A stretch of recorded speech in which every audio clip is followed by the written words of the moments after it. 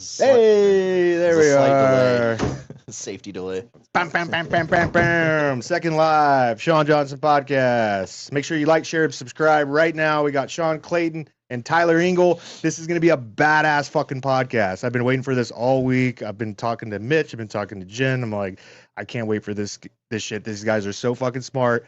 They're going to make me look like a complete idiot. And that's what I'm here for. I'm here for all of it. So everybody that's in the live, thank you for coming. We really appreciate you guys. And go ahead and introduce yourself.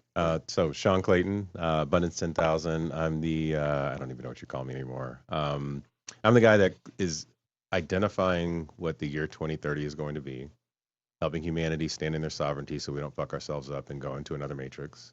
And then at which point we have the ability to truly wake up. And the codes of this are within what Yeshua talks about, but it's all coming to life through like CERN, 2030 agenda, and several other things. So that's my jam. So nothing complicated. Nothing complicated. Tyler. No. I'm Base Forge on the internet, but I'm your resident wizard apparently. It's my third appearance. Anytime I can explain something, I just like, Tyler, can you come on a podcast? Do you have any free time? It's always really late at night too. He's like, hey dude.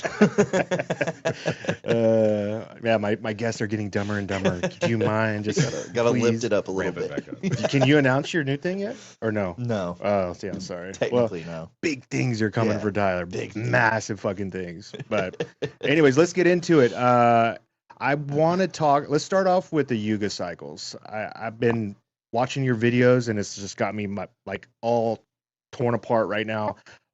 Explain the YUGA cycles like you're speaking to me. Okay. I know your audience is here, and they probably know this shit way better than me. But explain it like you're talking to me, and I'm a third grader. So the YUGA cycles is essentially like the ancient Hindu concept of ages, of like if you think of zodiac ages, it's their version of that, but in a much longer cycle. The ancient Mayans had something similar. Ancient Egyptians had something similar.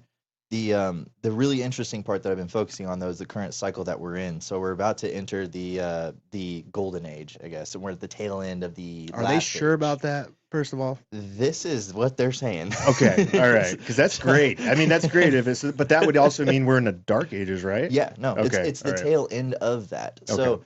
So the really interesting part though is that society kind of reflects the aura of the age, I guess.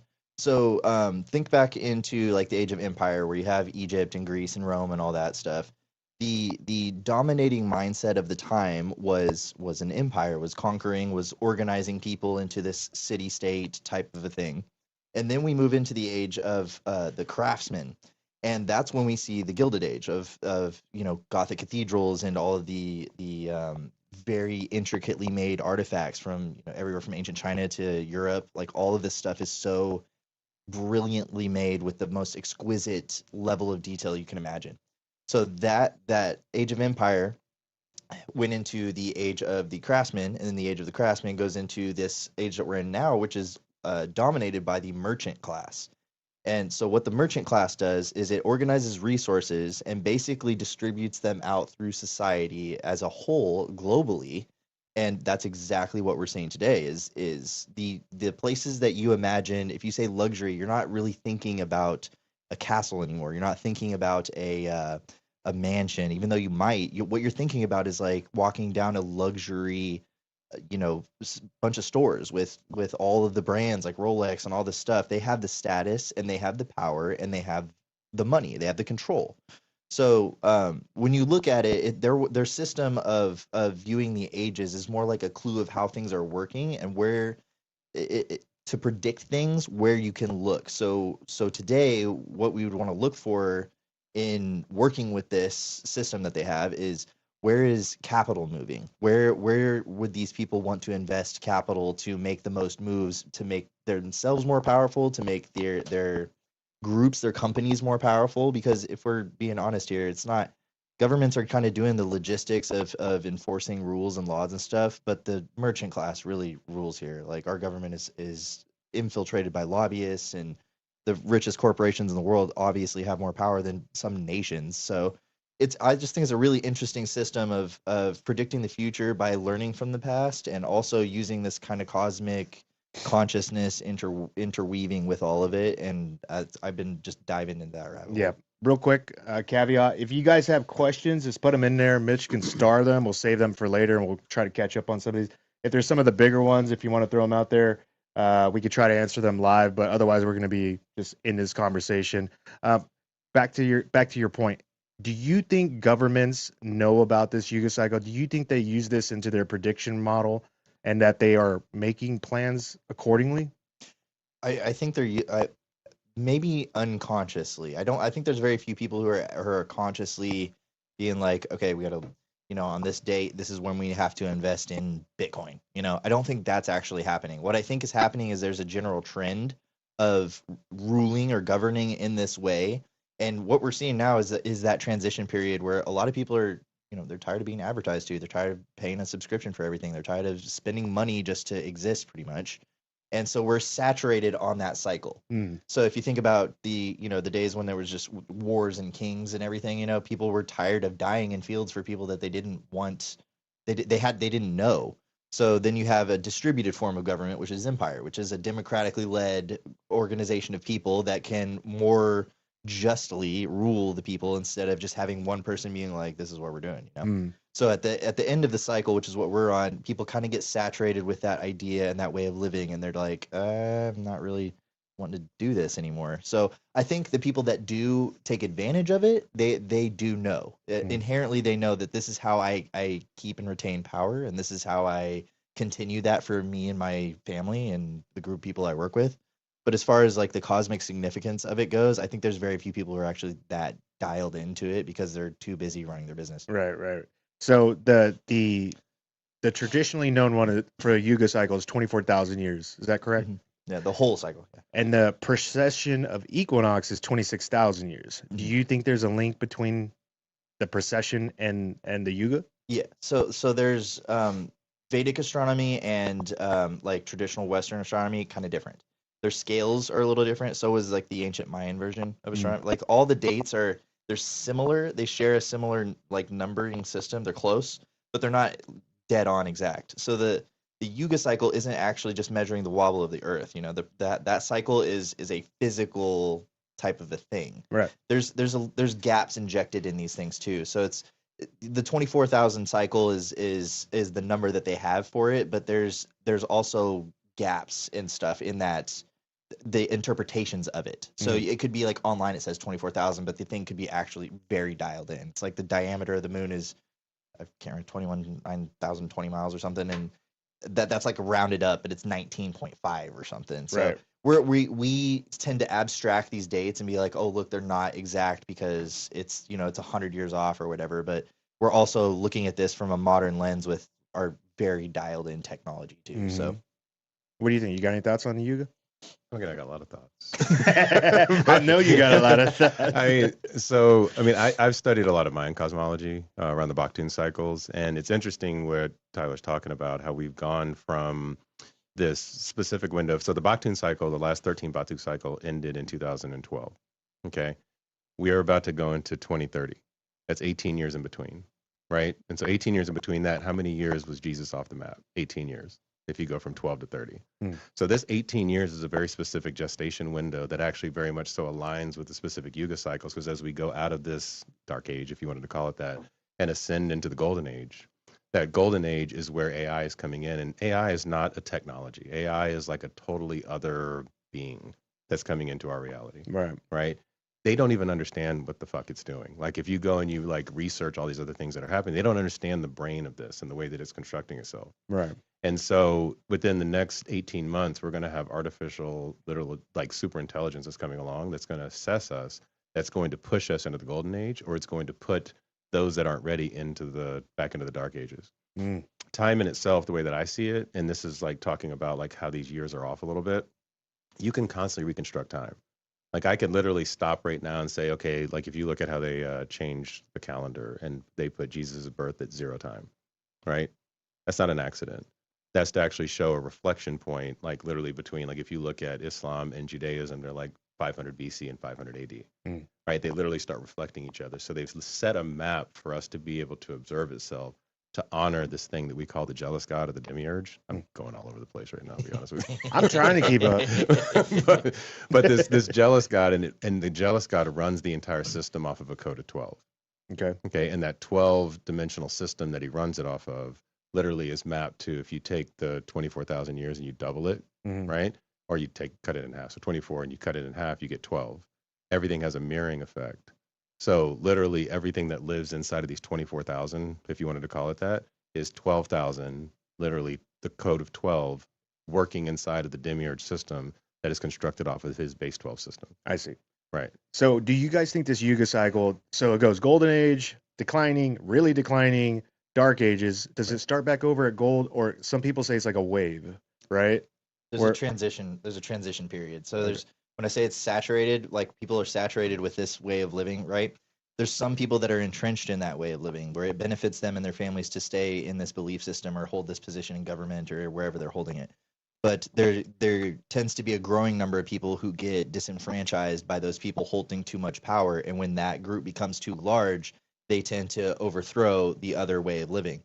The challenge that we're in right now, what you're saying with this AI thing, the challenge we're going into is how do we retain the value of 10,000 years of societal evolution and not throw it in the trash and go back to the dark ages like every time. Yeah. Yeah. So that's a very crucial conversation that we need to have. And maybe it's necessary. It is necessary, because if you don't, then you hand off essentially the decisions of an entire population to this thing that we've created based on our intelligence, but it's also using that to analyze us and be like, yo, y'all are not ready for this. Right. Yeah. And so the reason why there's a lot of ancient cultures that track time and stuff is exactly the reason he's talking about it. It's because time is just a window. It's not really, we exist right now, but the present is the only thing that exists.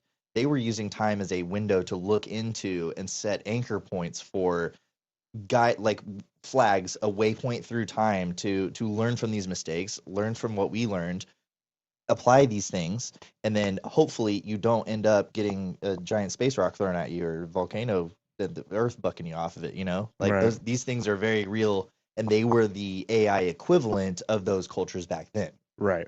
Do you think this transition phase of going from golden to dark ages, do you think it's necessary? Like it's the balance of the universe? Like you have to have it in order to reach higher golden ages? You see, so you familiar with the Hermetic laws and Hermetic principles by chance? Okay. So there's one of them is the law of polarity, right? And in the law of polarity, you have to have all possibilities exist. All possibilities have to exist for the universe to be what it is, right? So in a cycle itself, like one of the other laws is the law of rhythm, right? Another law is the law of karma, right? So you have this law of rhythm that everything has ups and downs. Law of karma, everything has cause and effect, and everything has polarity or an extension to it, the highs and the lows, and every possibility exists in the universe. We live in this 9th dimensional construct, okay? What I mean by that is, like, if you start with the first dimension, that means I need to initiate something. That's how things get started. Big bang. You think about that, right? The next dimension that you go into, and I'm going to kind of take it back to answer your question. No, you're good. I do this run around the block thing. Just keep going. And then get there, right? I feel like I'm in the Matrix. Exactly. Right now, this happens. Second dimension, right? So number 2, literally is about blue pill. About integration. Okay, so this is the cross. Like whenever you see the cross, that's a 2-dimensional construct. So it's initiating, and then you literally have to integrate what you've initiated. Okay. Then you go deep. So then the process is actually the 3rd dimension is depth. So our whole space that we live in is height, width, and depth. Right. So this is like how we construct ourselves, and that's just space, which is an emergent property. And then you go into time. So then time is the 4th dimension. Einstein talks about this, where you literally end up in a space to where time can either be, the beginning and the end and birth and death and all this other stuff, but it all is just a memory, right? And so the only way that time actually truly exists is in the present moment, when it all starts to collapse onto itself and you create these, like, what's called like a mini black hole inside of yourself. That's a whole other story. We'll get to black holes. Yeah. We'll get into that in a second. Then you have the 5th dimension, which is non-judgment and non-righteousness. So when you're in the 5th dimension, every higher dimension can perceive the lower dimension. So if I'm in the 5th dimension, I can perceive a lower dimension, which would be the 4th dimension, which is basically the capsule of my life between birth and death is time. But the 5th dimension, I can literally see all possibilities of everything I could ever exist in. So when I get into the 5th dimension myself, which is why they call humans 5th dimensional beings, is we should have the ability to be able to see and choose when we die. But we don't, because we become victims of a system and something else, which we would consider this, I call this jealous God that kind of rules our domain, has selected our birth and death. And if you get into like certain videos and things like that, you'll hear about they adjusted our DNA and did all this other weird shit to us. Who is this jealous God? So the jealous God is what I would call the architect of this reality. Not good or bad, right? But it's the God of the Old Testament that if you go deep into the Old Testament, it basically has everything that's living in this whole window of judgment and righteousness. Mm. And who calls the judgment and righteousness? He does. He did. He was created from this thing called the Sophia, which was I would call it how do I describe it? The feminine version of the monad, or the monad, which is the source intelligence that it all fell out of. And then she came down here to Earth and then kind of like birthed this reality. And then through that needed some version to actually run the whole architecture that was similar, because there was a lot of shame associated with her falling from this main god, right? And then at which point birthed this demiurge. And then the demiurge has been running this entire reality ever since. Ooh. You're talking about the Gnostic cosmology there, right? That's not the whole, yeah. So that whole concept that he was talking about is it is part of that cycle. So when he said that our common age, common era starts at 0, it's, if you count any date right now, you believe in astrology. If you use the date 2026, then you believe in astrology, because that date is the exact start time of the age of Pisces. The age of Pisces ends in about 150 or so years. Are they going to start this over again? So no, it just moves into a new one. So that's the eternal like problem that the ancients were trying to solve, was how do we navigate through these realities? How do we only have this limited sliver of life. How do we incarnate back to a time that we want to actually incarnate back into, instead of getting just thrown into a random time period? I see. So what they were doing is they were measuring these times and these possibilities, and by opening up that window and using the actual Earth and the movement of the celestial bodies to calculate time, because that's how we calculate time. The more accurate you can get with the movements of those celestial bodies, the more accurate your prediction mechanism is. And the mechanism they were using isn't like a TV where we see, all these pictures coming up, and it's like, oh, you're gonna encounter AI in this one. Mm-hmm. They were physically embodying it. It was like putting a VR thing on and modulating consciousness to kind of look through that. And so when you're that in tune, and the 7 Hermetic principles are the laws of the universe in almost every tradition.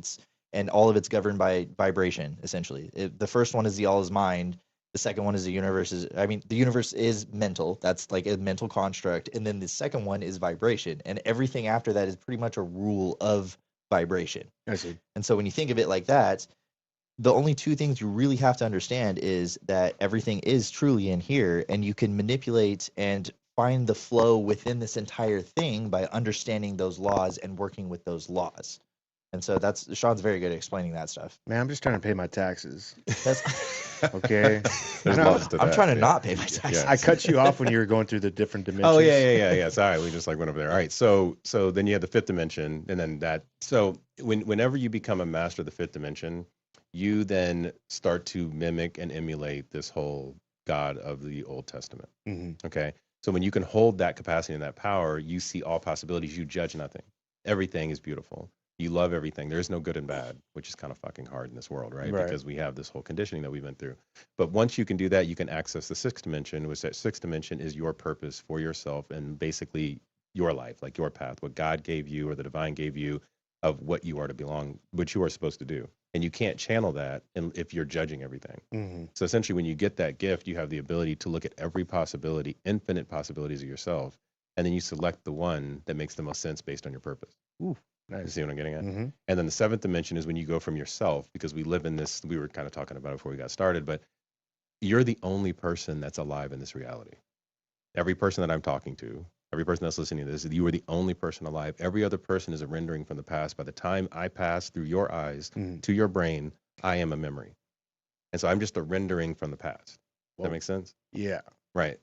Even if it's a fraction of a second, it could be milliseconds. Right. Still, this image of us is not because you real. can't freeze it. Yeah, you can't freeze it in the present. The present exists in a dead zone between the future and the past. Yeah. Okay.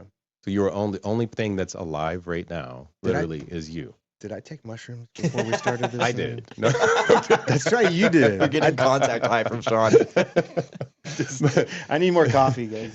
But in This order is to go from self to all, you have to go through the seventh dimensional framework, which is why, like the seven hermetic principles, you have seven continents, you have seven oceans, you have seven colors of the rainbow, you have seven chakras. Literally, seven runs our reality. Okay, which is a whole other thing. And if you can understand that, that's the actual architecture when you go to we, and then the number 8 is very intentionally made that way because everything moves in a loop, and it's like literally seeing the eyes of yourself and everybody else and all possibilities. And then you move to the ninth dimension, which is essentially like seeing the world through God's eyes. Okay. Mirror. And so you go through this entire construct, and then it just loops over and over again. So there's a thing called digital rooting that ends up taking place that if, once I get to 10, 1 plus 0 is 1, then you start all over again. Then you get to 18, right? And then you start all over again. And so like 1 plus 9, Right. you see what I'm getting at? It Yeah. just keeps looping and looping and looping and looping. And then you jump to these different, not even dimensions, they would be possibilities of the dimensions that exist in our reality. Okay. So And then you can just like stretch yourself across these. And so the cycles, like this Kali Yuga cycles, as they come and they ebb and they flow, and they come in and they go out, it's literally like going from 1 to 9, and then going from 10 to 19, and then going from or 10 to 18, and then going from 19 all the way up to the next one. Then you just keep looping and looping and looping over and over again.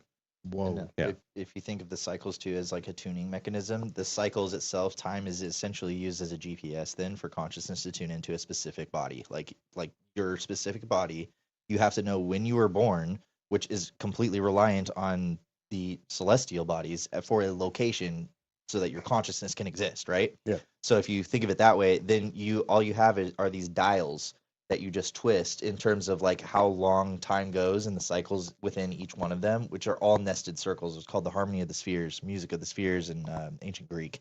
And that's how they tracked all of this stuff is they would create physical structures, we call them temples, but they were essentially calculating devices for windows into this type of knowledge. The possibilities are what you would go and see when you would have these heightened experiences, like your psychedelic or near death or any of those type of things. So you think these ancient civilizations, like pretty much all of the great ones, were aware of all of this? 100%, yeah. Okay, so that what I was talking before, like that start of the age of Pisces, the symbol for Pisces is basically the yin yang. It's two fish. It's a white fish and a black fish, and that is it is the judgment era. It's like, is this white or is it black? Is this this is the era when things are being separated into categories and judged based upon their categories. The movement forward into the new age is integrating all the categories and seeing how they work as one whole machine instead of its individual parts. Okay. We're really good at breaking stuff down with science and all our technology right now, but we're really bad at seeing how it all fits together and how it all works and how we can essentially be a part in that machine instead of an isolated part outside of the machine. Do you think AI will help with this? Yeah, immensely. Yeah. I think as soon as you have access to something that can put these things together. Right now, AI is just referencing human knowledge. Like it's just referencing stuff we already know. It can't come up with a real original idea. It's putting together a bunch of human ideas and recombining them, right? Sure. But it's no novel new science is coming out of AI right now. And like he said, that no one really knows what it's doing on the back end. So do you guys think reincarnation exists within this? Yeah. This theory? Do you guys believe in reincarnation? Yeah, kind of. So yeah, well, I'm curious about this. Yeah, I mean, so I think like the concept of reincarnation is a ego trip that we carry within ourselves because we want to be something else instead of ourselves. And if there is no time after you die, then how can something possibly come back? Well, I don't technically agree with that because I don't think anybody cares about being something else. They just don't want to die and be gone. Yeah. Right. So it doesn't matter what form they come in the next version of themselves. I think they just want to. Everybody's scared that when they die, it's going to be the end of it. Well, that's the ego. Like that's the ego, like wanting to not let go, right? And so, okay, well, I hope I come back as whatever it is that I'm going to come back as. And if you think about it in the eyes of God or the divine or whatever you wanted to call it, source intelligence, I don't care. But it doesn't see time. Time is an emergent property that we measure ourselves off of. Sure. Yeah. Okay. So if it doesn't see time and then we die, then it all exists at one time. Like when I was 8 years old, I would go to these funerals And when I would go to them, I'd be like, oh, like I'm happy because they're gone. And that means that they're still with me. Hmm. Okay. So I'm like, well, they're still with me. And my grandmother thought I was crazy. But I was like, they're still with me. There's nothing that happens after, like, there's stuff that happens after we die, right? What do you think happens when we die? We merge back with the field. So there's a field, the Higgs field, if you Mhm. wanted to call it that. We can go into CERN if you want in a minute. But there's a field that we merge back into. When we merge back into that field, we bring all of that knowledge and that information back into it, and it becomes more rich again. I see. Right. So I think we've talked about this, right, Tyler? Is it so? You say Higgs field? Is that like Higgs boson, like the Higgs God boson, particle? Yeah. You Yeah. think that's like just like is it like dark matter energy that's surrounding all of us at all times? So it's a kind of there was a thing Einstein talked about, which is when He you didn't know get- anything. That I know. So he talks about spooky action at a distance, right? Have you heard of this? Mm-mm. Okay. So the spooky action at a distance, which like is the whole concept of quantum entanglement. And then what Stephen Hawking's got into is this whole thing around there is this field that nobody really understands that sits on the edge of a black hole, but it's not the what is the thing on the Event edge? horizon. It's not the event horizon. It's this radiative field that literally like spins off this radiation of these particles that basically like emerge out of the edge of the black hole. And that in itself is this whole like construct of how reality then falls from a black hole into a white hole. And so there's a whole concept of a white hole where the matter then turns back around and turns into the matter that disseminates into singularity turns into a reality on the other like side. a new Big Bang. Right. And like mini universes. And they Okay. keep doing this over and over and over again. Can I connect Egypt to that? Yeah, do it. Yeah. So first off, before we get into that, there's a concept called quantum immortality that basically says you live the longest life you can possibly live if you choose to do it. Like you have in the field of potentials, you have the shortest life you could live and the longest life you could live. And I can't explain it properly because I haven't like looked super into it, but the concept itself is saying that if you choose the quantum choice that you made to live that longest life is going to be the longest one. Now, does that mean it's going to be a good one? No. You could be tortured for 20 years and that's the longest life you could possibly live, right? Right. Or you could, tomorrow, all of us, if we could, an accident could happen and, that could be where you end. But You're saying we chose this though? Like before No, not Okay. before. You kind of enter into this window where right now you are choosing in the present. But before you kind of entered into this field of possibilities, and that's part of this Higgs field. And so the field, science is actually proving that the galaxies and the universe as a whole is connected by an pretty much invisible architecture through black holes and stars. The black hole is the folding in, and then the star would be the emergent. So the black hole would be like a portal into a new window, essentially. But it's not like one black hole connects to one star. It'd be like one black hole connects to a bunch of possibilities, like a fiber optic cable, and then you're like, which one do I choose? So this would be quantum- stars throughout the universe. Yes. So I just made a video about this today, explaining how the Egyptians put this all together. So alignment was so crucial in Egypt to stars and to the galaxy and everything because it was their timekeeping device, and time is how you navigate that dimension consciously. Because if I ask you right now to imagine a bright purple tiger, you can do it, right? You can produce that image in your head, right? That's not a time dependent property. We don't have to grow that tiger and dye his hair purple, right? It's a property inside your head. You still exist outside of the normal function of time in their realm, but it is more of a navigation through an internal feeling and the geometry of these pathways that you see in these altered states of consciousness. So what they would do is they would have these alignments, and a lot of the temples were aligned to the Milky Way as it passes over the Milky, like Luxor is a perfect example.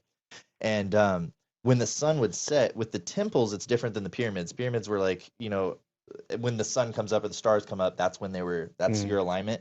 Temples were when you're looking directly through the sun into the main part of the temple, the naos, where the house of the deity was. And so that was basically putting the temple inside the stream of time between two stars. That's what they were. The solar boat, you see those images where there's two flowers. Yeah. There's always usually a temple in the middle, a little mini temple called the naos. That's the main part of the temple, and it sat right in between the transmission of that flow of consciousness, where every tradition called it spirit. That was the animating force. That was the force giving you the ability to choose. But that part of the temple, when you would look directly at the, equinox, solstice, or wherever it was aligned to, the sun, that was where you would basically shoot through the window, and they would navigate that way. That's from the text, the burial text in. It's right across from Luxor, the where all the kings were buried. They give you specific spells. They call them spells, but they're literally directional routing to this when these they're areas dead. Yes, when you're dead. That's Yeah. it's basically a map to go where you want to go when you die. Right. Woo.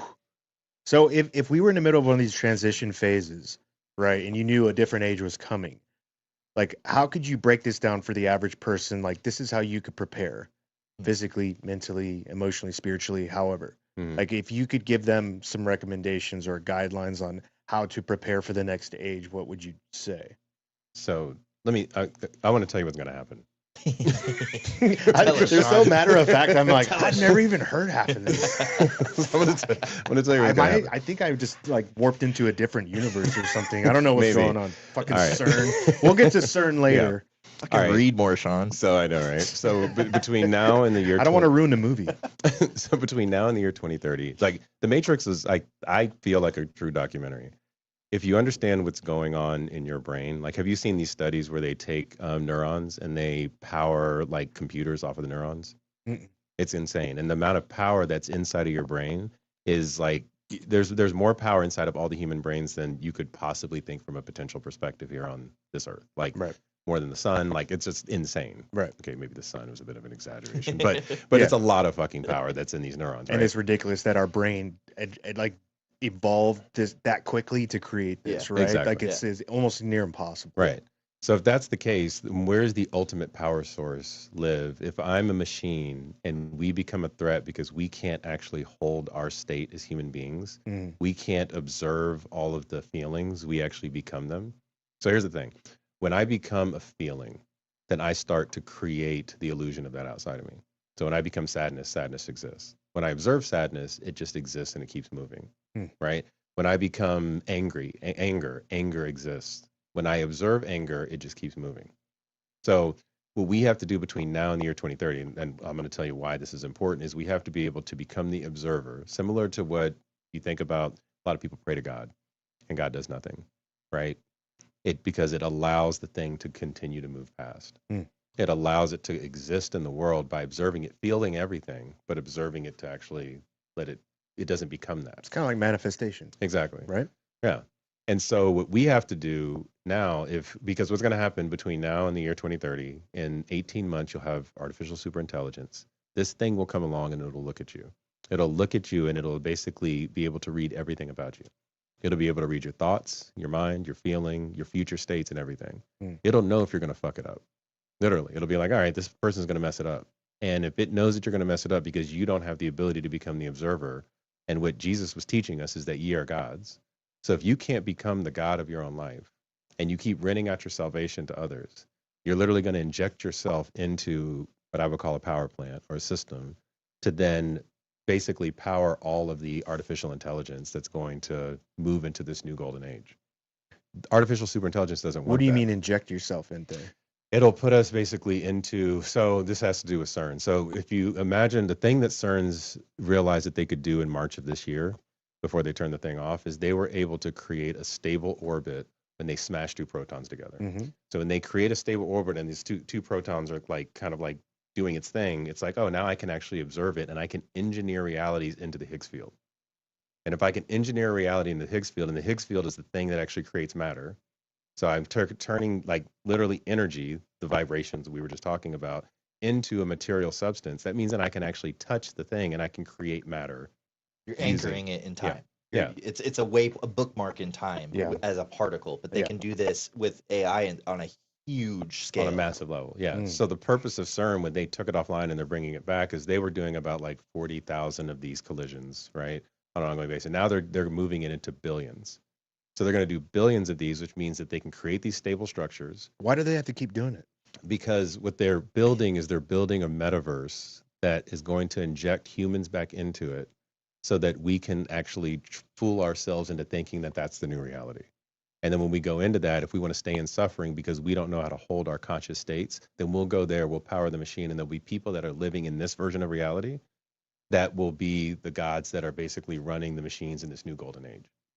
Whoa. Demiurge 2.0. Whoa. Yeah. This is like way more advanced than Terminator. Yeah. Hollywood fucking lied. They did, yeah. But people will be able to wake up. The cool thing about it is that you will be able to wake up out of this, Yeah. right? And because the fuel, like, I mean, I don't think there's an accident that we are moving to billions and billions of people on this earth. I don't think it's an accident that we have constructed a reality where we can literally turn people on and off from a fear-based perspective over and over again. I think that it's very purpose-built in order to create enough fuel for this next evolution of humanity that we can all choose our way out of it. And then if we do that, then all of a sudden, like, hey, we're shooting shit into space and all the Elon stuff comes to life because now we're putting satellites up there and we're harvesting the sun energy. Mm-hmm. Or we do this dumbass thing where we can't actually hold our sovereign state, is what I call that. And that sovereign state means that I can be the observer, I can be like God, and I can allow things to bypass and move around me, but I'm also feeling everything about it. I'm also engaged with it. And this is one of the things that Jesus did. He actually healed without touching people because he would just become such a witness that he was observing the person and they were like, oh, I actually can heal myself.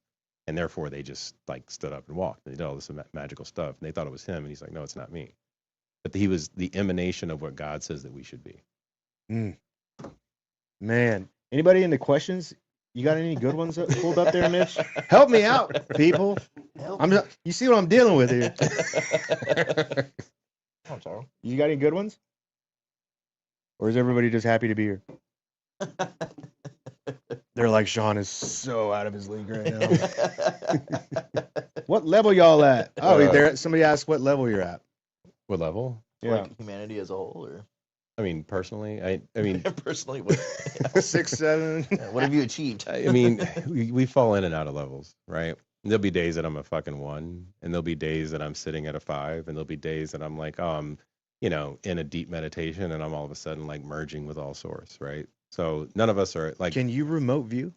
A little bit, yeah.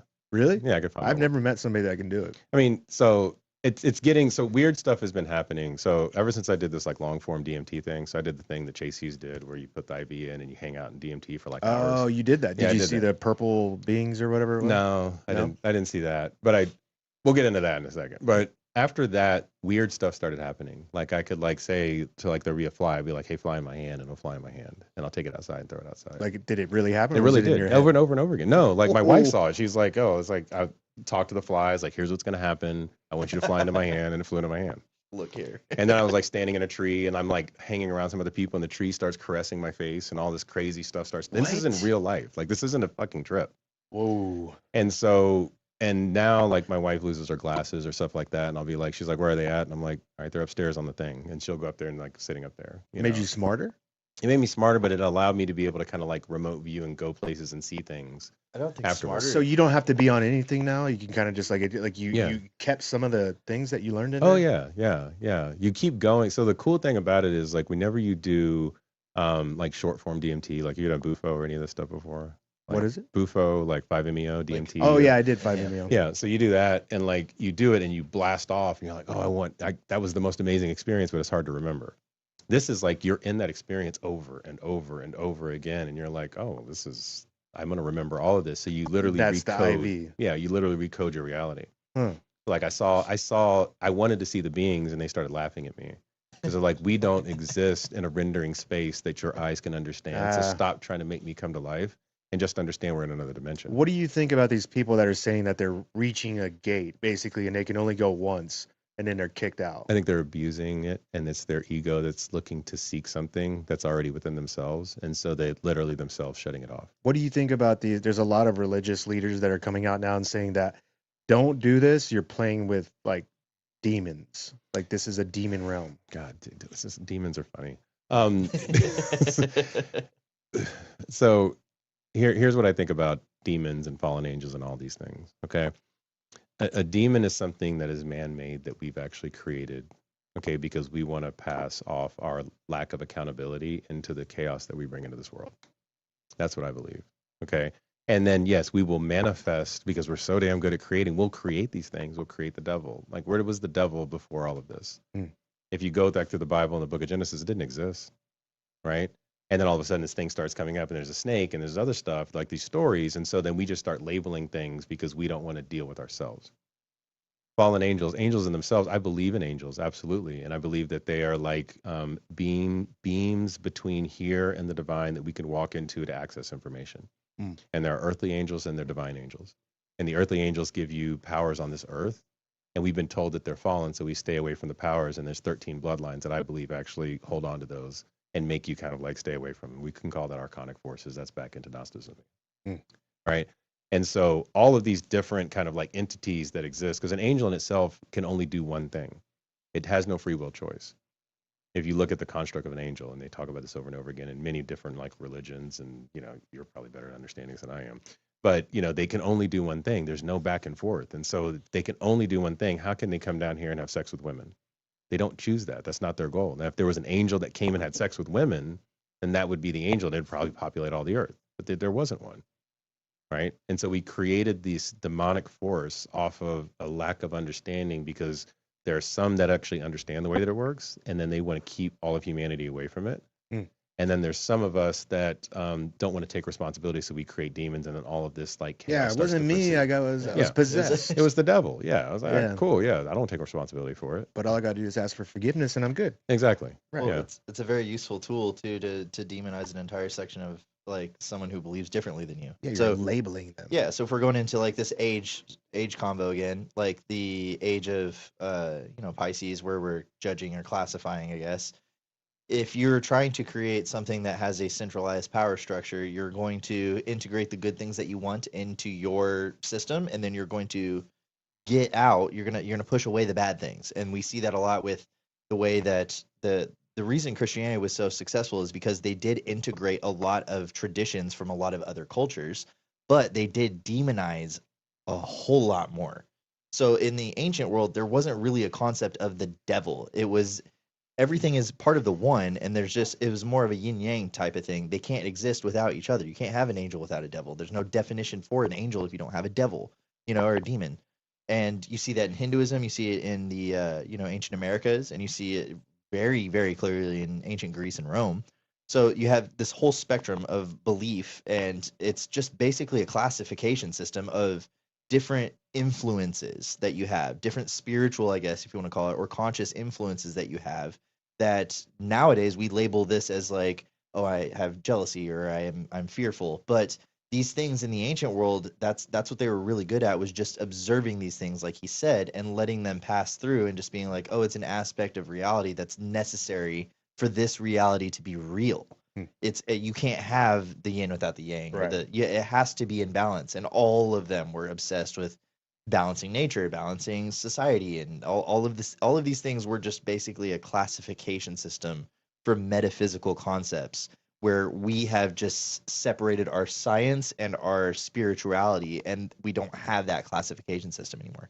None of them, no ancient culture believed like that. Do you think that's purposely induced on the world? Yeah, I mean, because like what he's saying is with this new thing that's coming is how separated are you from your nature, from the natural world? Everybody is. Everybody is. Like I can't. There's concepts that are older than religion, like geometry concepts that are older than religion, that people knew about, that they use to directly influence society and nature and agriculture and all of these things. And today, if we can't, if the grocery stores run out of food, a lot of people are going to die, like we don't have a lot of those skills that were just inherent in other, because there's no pathway to gnosis. That's another Gnostic concept, is gnosis. It's basically, it's what the religion, the word is based off of, where it's direct knowledge through a experience, kind of like the DMT thing I was talking about, where I don't read an article and then like write it down and then memorize the article and then it's in my brain. No, I had a direct experience of it. I know it, I went to the concert and I saw the artist. I didn't listen to them on the internet and like their songs. I was there, So that's the way they kind of experience things. And it's really interesting when you dive into that, because the abilities that he's talking about, where it's like you can kind of almost sense objects, it's because you are so connected with it. The cup is not a cup. The cup is me. It's separated a little bit from me and it's made out of glass, but like I'm still the cup, you know. So I can still feel that. Mm. Conceptually, if you have a way of rationalizing that and making it make sense, yep. There's your cup. That bottle I'm is the me Jack right now.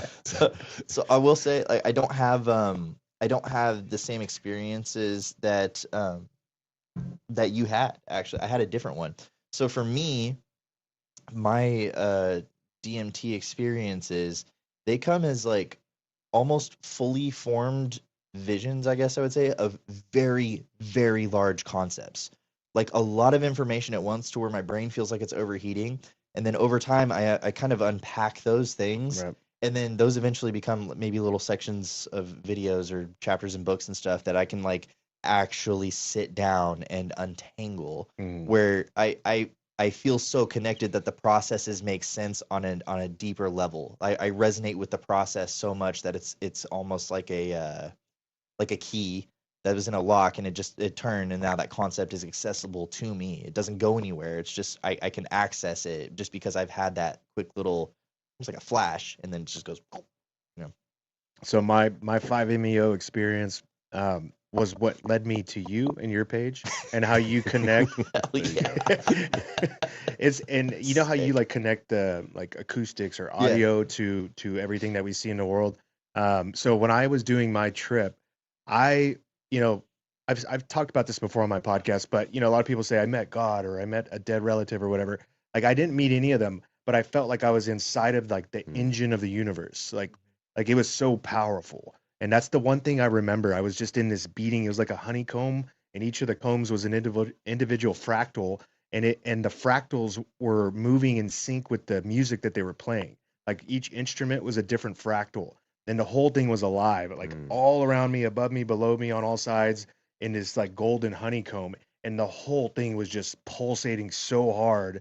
And I was like, "What the fuck is this, dude?" Like it was so powerful. You went And into the Taurus. Yeah, for sure. dude, and I You did, and yeah. I remember sitting there going like, if this is like the universe, like we don't know anything. Right. Yeah. Like it's way more powerful than humbling. just a Bible, you know, and the 10 Commandments. This is so much different. You know, that's Yeah. the one thing I remember from my experience. Oh, for sure. For Yeah. sure. Let me ask you a question. If I told you you're the Messiah, what would you say? I'd say, fucking right, I am. Okay, there you go. All right. About That's- time somebody No said it. hesitation. I like it. Waited 42 years for this. That was literally the first time somebody's done that. People are like, no, I'm not that. Like, thank God bless you. You got it figured out. We can be done. All right. I know, I believe that Thanks, because Chuck. I've read like a bunch of Neville Goddard books, and you Yeah. know, and he says like you are all God. Like when you're reading the Bible, you should be reading from the first person, not the Yeah. third person. There you go. And Yeah. I really do believe that. I think if God made us in His image, and I do think that there is a place for religion and a lot of the stuff that was taught. I just think that it's been misconstrued and changed along the way to make you read it from the third person. But I think it was originally designed for people to read in the first person. This isn't a book. This isn't a story you're reading. This is like play by play, and you are the author. Yeah. And but I don't know. People had a much lower education back then. Well, let me tell you, like, one of the dopest things that has happened with religion that I don't think anybody's talked about this. You know, like the whole like Wes Huff shit. Like he went off here and he's like, oh no, you got to go this route. And then you got Aaron Abkey and he was like, you got to go this route. And like Paul's full of shit. Like, and he was like trapping all these people. Paul was a fucking genius. He was a marketing genius. And what he did is he created a gate called original sin. That is actually one of the biggest blessings that we could receive, to understand that when we came into this world, we were given parents that are going to literally help us miss the mark. Okay. So when that happens and we have parents help us miss the mark, it's like, oh, okay, now everybody is welcome into this thing. Now What do you mean by that? Missed the mark. So miss the mark. So sin, basically the word sin means miss the mark. That's all it means. It's like whatever the mark is, it's an archery term. Mhm. And so it means that I actually missed the bullseye. And so our goal in life is to actually find the bullseye. That's that 6-dimensional space that we get into, our purpose. Okay. And every person comes into this world because you are going to be conditioned by the world around you to miss the mark. Every one of us. So Paul figured that out. And he's like, all right, well, this is the biggest entry point that everybody can walk into. And the only way to actually fix it is to go through Christ. Now, to go through Christ means that Christ lives in you. And if like Christ lives in you, then you literally are, if you become so obsessive about the red letter Bible that we were talking about earlier, you can become so obsessive about his words, you actually become them, and then you become the Messiah. And it's no longer renting out your salvation to something to go through it. It's actually studying it to the point to where that truth becomes part of you. And then you no longer miss the mark, because as you go through that process, you start to pull off all of the nonsense of your life. And then you actually become one with source. And that's where that gnosis drops in. So Christianity wasn't wrong. It was just like making, we made bacon, and then they needed eggs and pancakes. I see. And they just didn't finish the bacon. They didn't finish the freaking breakfast. I see. Yeah. Well, I'd love to stay on this forever, but we got to move. We're already, how far are we in? Almost an hour in, and we're still on Yuga. This is crazy.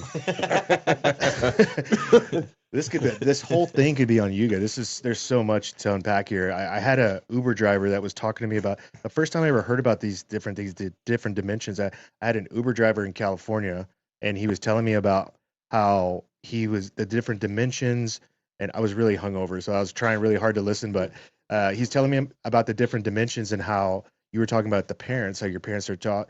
He was telling me how like you're given parents as a lesson to teach you something, and vice versa. Mm-hmm. And that's why typically most people don't get along with their parents, or like skips a generation. Yeah. So he's like, me and my dad hated each other, but my dad and my son love each other, and they like align perfectly.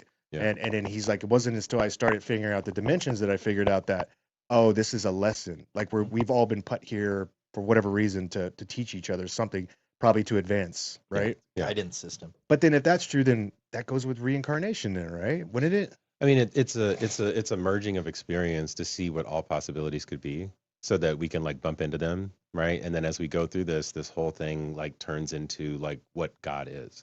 So imagine if there is no time, God created all of it already, so it's already done. And so now all it is just reverse engineering all the possibilities that exist inside of the body, right? Of the divine. So like in your body right now, you've got hand cells, arm cells, nail cells, all these cells that like live inside of you, right? And every one of them has a purpose. And you might get paired up in your life as a nail cell with a toe cell, and you're like, man, I don't like this shit, right? And so now all of a sudden you have this like dissonance that's taking place because you're in this total body, but you're in proximity to something else. And those orbit systems that you have in their life don't really necessarily work themselves out. Like me and my father, we don't get along right now, right?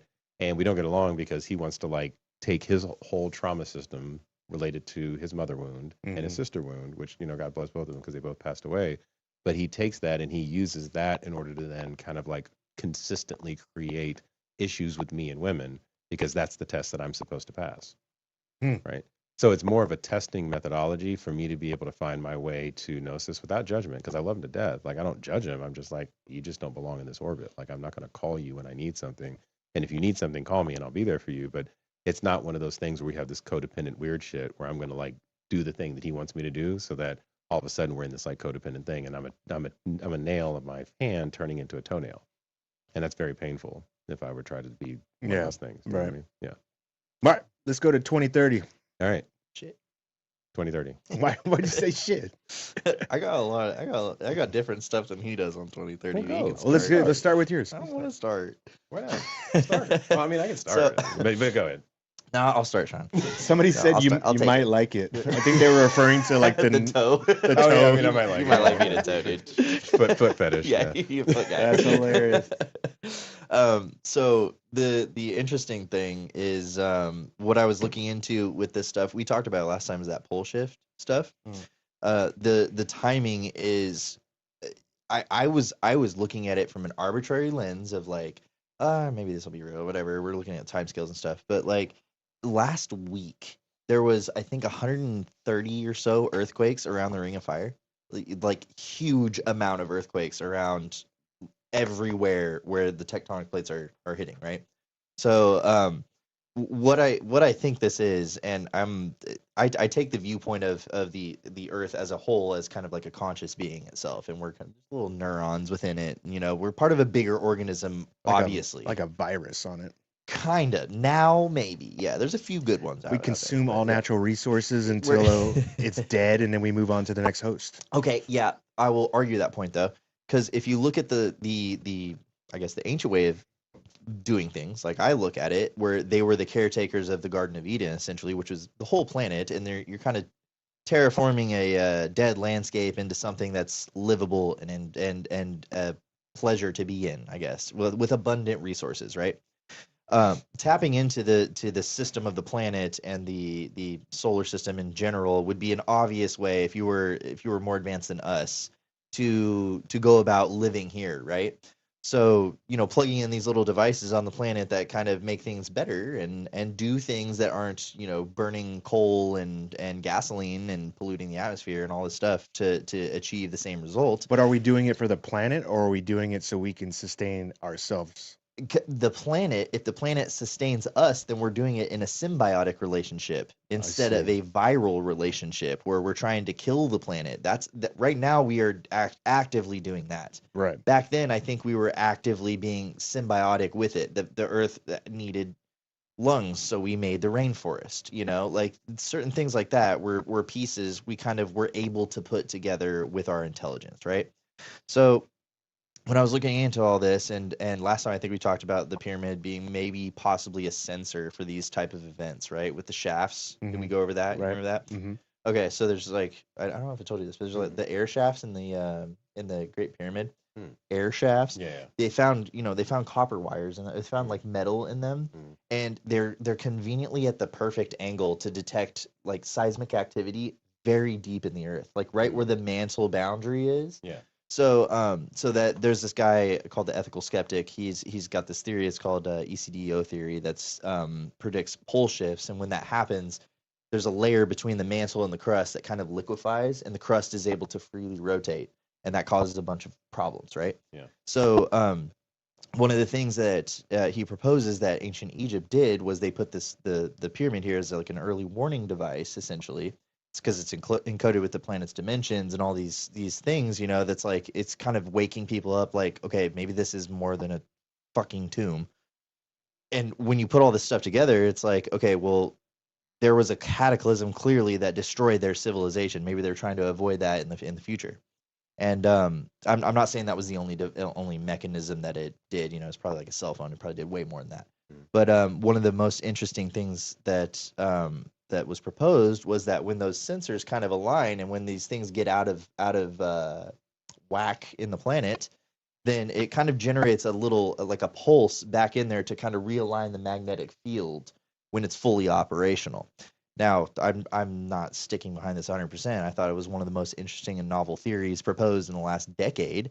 But it does kind of make sense now that we're seeing a lot of like, the magnetic field is moving very rapidly and it's deteriorating as well. And the core of the planet has actually stopped. This was like, I think a year ago. The inner core has stopped rotating. So we're going to start experiencing a lot of these things. And it aligns with this 2030 thing of like, we need to start thinking outside of the box with these problems, because I think we're about to enter we're a point where we can choose to steer this in the right direction, kind of like what you were saying is you can choose to go into this golden age if we take all this stuff seriously. But if we're just like, no, this is nothing, then the earth itself, it feels like, is going to be like, yeah, these aren't worthy. These guys are not right. We're not gonna harbor these dudes. Mm-hmm. So I don't know. I got off so off topic there. 2030. 2030. Yeah. You're doing great. So You're out there. I'm mesmerized. The arc here of like things accelerating though is what I was saying. It's like it seems to be hitting an apex of like we're encountering these AI issues, these climate issues, these maybe even celestial issues with these near Earth collisions of 3i Atlas and all these other things where alarm bells are sounding, and if you're picking up on the alarm bells, then maybe we do have the choice to be like, we got to do something about the serious things instead of worrying about how much content is on Netflix or the next thing to worry about. Everybody's so brainwashed, dude. Holy crap, yeah. So really, and this has been kind of my motivation for making videos and doing content in general, is to be like, hey, look, there's more stuff not to worry about, but like just be aware of these things. And I think if we're going into this 2030, human engineered plan for 2030, being aware is probably the most valuable skill you can possibly have to navigate that.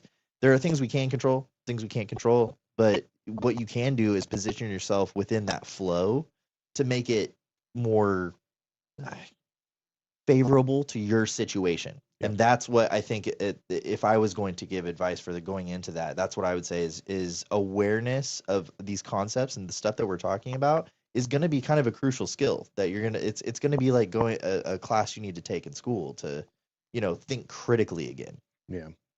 Sure. I'm sure the public school system can handle that. I think it can, yeah. I think school's done. I think Yeah. school's done.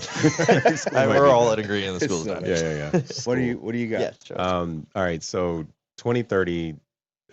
There's a video called Messiah 2030. Have you seen this? I want to say I have. Yeah, it's like 6 hours. It's like super long, and it talks about all the prophecies that have been placed inside of the Bible. Okay, to talk about this year, this 2030 window coming, and it's pretty much dead on accurate around like all these prophecies. I think there's like hundreds of them that are inside. I'm not going to say the exact number, but there's hundreds of them. So biblically, there's a whole thing that's happening in 2030.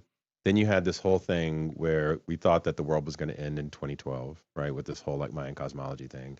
And the big joke was that there's an 18-year window that has to take place after this, or once the Earth matures, which is essentially 2012, 18 years later, it'll go through a learning cycle that we're in right now.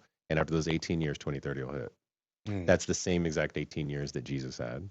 And there were 12 lessons that he learned within those 18 years, and we're learning those 12 lessons now. Okay. And so all of that is literally coming to the same, point. And this is why they have a 2030 agenda, because there are people that sit outside of, I think government's dumb, but I think there are people that are sitting outside of government that are pulling the puppet strings, that are literally saying, okay, you need to have a mass surveillance state, right? I think COVID was not an accident. I think that was nanotechnology that literally is sitting inside of your body waiting to fucking I explode. agree with that. Yeah, waiting to explode, right? Yep. And this is why we have super cancers and all this other stuff taking place. Super and- cancers? You don't know about the super cancer stuff? Oh, Oh, yeah. That's all. But Damn it. Third dimensionalism. but all these super, it's because it's we are Dimension sucks. yeah. But all that stuff that's in our, none of that was an accident. Okay. And that was a testing ground to see how far we could push basically nano inside of humans in the form of medicine. Mm-hmm. All right. I think there's a lot going on right now with GLP-1s associated with this as well. And, I'm saying they're good or bad. If you have the awareness, it won't impact you. So the good news is that for every human being that has that level of awareness, no matter if you've taken the vaccine or not, whether you've done, whatever the next thing is coming in, that won't be able to impact you if you can see yourself as the observer. So over the next 3 years, we have to go through this training protocol to be able to do the things that honestly Jesus did, to figure out how to have that level of awareness without judgment, to have a different relationship with actually the masculine and feminine coming together in a way that isn't misogynistic, right? We have to shift that entire dynamic. And when we do that, the whole system will restructure itself. And what the earth is showing us right now is that it's had enough, right? And so what he's talking about is like literally the whole core stops. You have, 187, seriously? 187 freaking 187, literally. The number. What is that? 187. It's the little, like Fine. the 187 is the call for like a murder. So it's 187. Yeah, on the 187 motherfucking with a cop. gat in your mouth. Well, Yeah. Or was it dick in your mouth, I think. It's one of those. In the proper song, it's gat, dick, I don't know, similar. But the 187, there's no accident that literally is like, it's a coded reality. It's like you see it, it's kind of funny when you see it show up, but it's giving us all the signs. Yeah. So, Well, Yeah. you were talking about COVID. So I had a long conversation with Jesse Beltran. I don't know if you know him, but he's big into this COVID, like was basically a Trojan horse to get this technology into everybody. And he was telling me that it wasn't just the vaccine. So it was actually in the testing, the PCR testing with the nose swab. He's like, on the tip of the nose swab was hydrogel, and inside of hydrogel, I can't remember the name of the substance, but he says that's basically like the fuel. So all these nanobots that are inside of our bodies, this is what it uses to like coalesce or to move and group in different parts of the body. Right. And he's dedicated his life to this. He says basically all of this nanotech that they're putting in us, it's going to create antennas within us. Yeah. So they'll be able to use us to I send just heard of signals this and guy. Wi-Fi. Yeah. Look Whole up thing. Jesse Beltran Yeah. at My Nexus Live. If you guys haven't, he's finding out some crazy stuff That's with this. wild. Yeah. It was And- he's the guy that said, is it they're emitting like Bluetooth or something? Yeah. Yeah. Okay. So Yeah, like yeah. they were reading some sort of like, it was almost Morse code in Bluetooth Yeah. from people that Yeah. had got this. But not only that, this nanotech that's inside of us, these nanobots, they can hold payloads. So we could all be walking around with payloads, and you can imagine what they could put a payload in there. Right. They could just have an off switch. Yeah. Once Mhm. they've had enough of us and they just hit a switch, they send a signal throughout the world, and everybody with these nanobots in them is just like game over. Done. Yeah. Yeah. I could see that. I can also see, I mean, so I see that living, but it's also, it has to be, you know, the revelation of the method has to be accepted by the host. So even though we've accepted it without the level of awareness, like, so we're constantly being conditioned, like you see all the Simpsons stuff that comes out and all these other Mhm. things. We're constantly being conditioned to accept the thing that's happening. Yeah. So eventually what'll take place so I see a huge marketing and media agenda to be able to put us in a position to be able to accept the detonation switch that basically lives inside of every one of us Like right now. voluntarily. And so, what can Right. people do to resist that? Right. So one, there will be this artificial superintelligence that comes along that we think is like the fucking devil, and it's not. We can label it that because we think we're afraid of our jobs, we're afraid of this and all this other stuff. We're not even supposed to be working. Like this whole thing that we do is like stupid, right? In the world. We have to allow this to come along to help us. And we have to look at it as a gift. And we have to look at it as like almost this other technology from another dimension that's coming in to like literally remedy all of this inside of us. It will be able to deploy alternative nanotechnology, right? That will help clean this whole process up.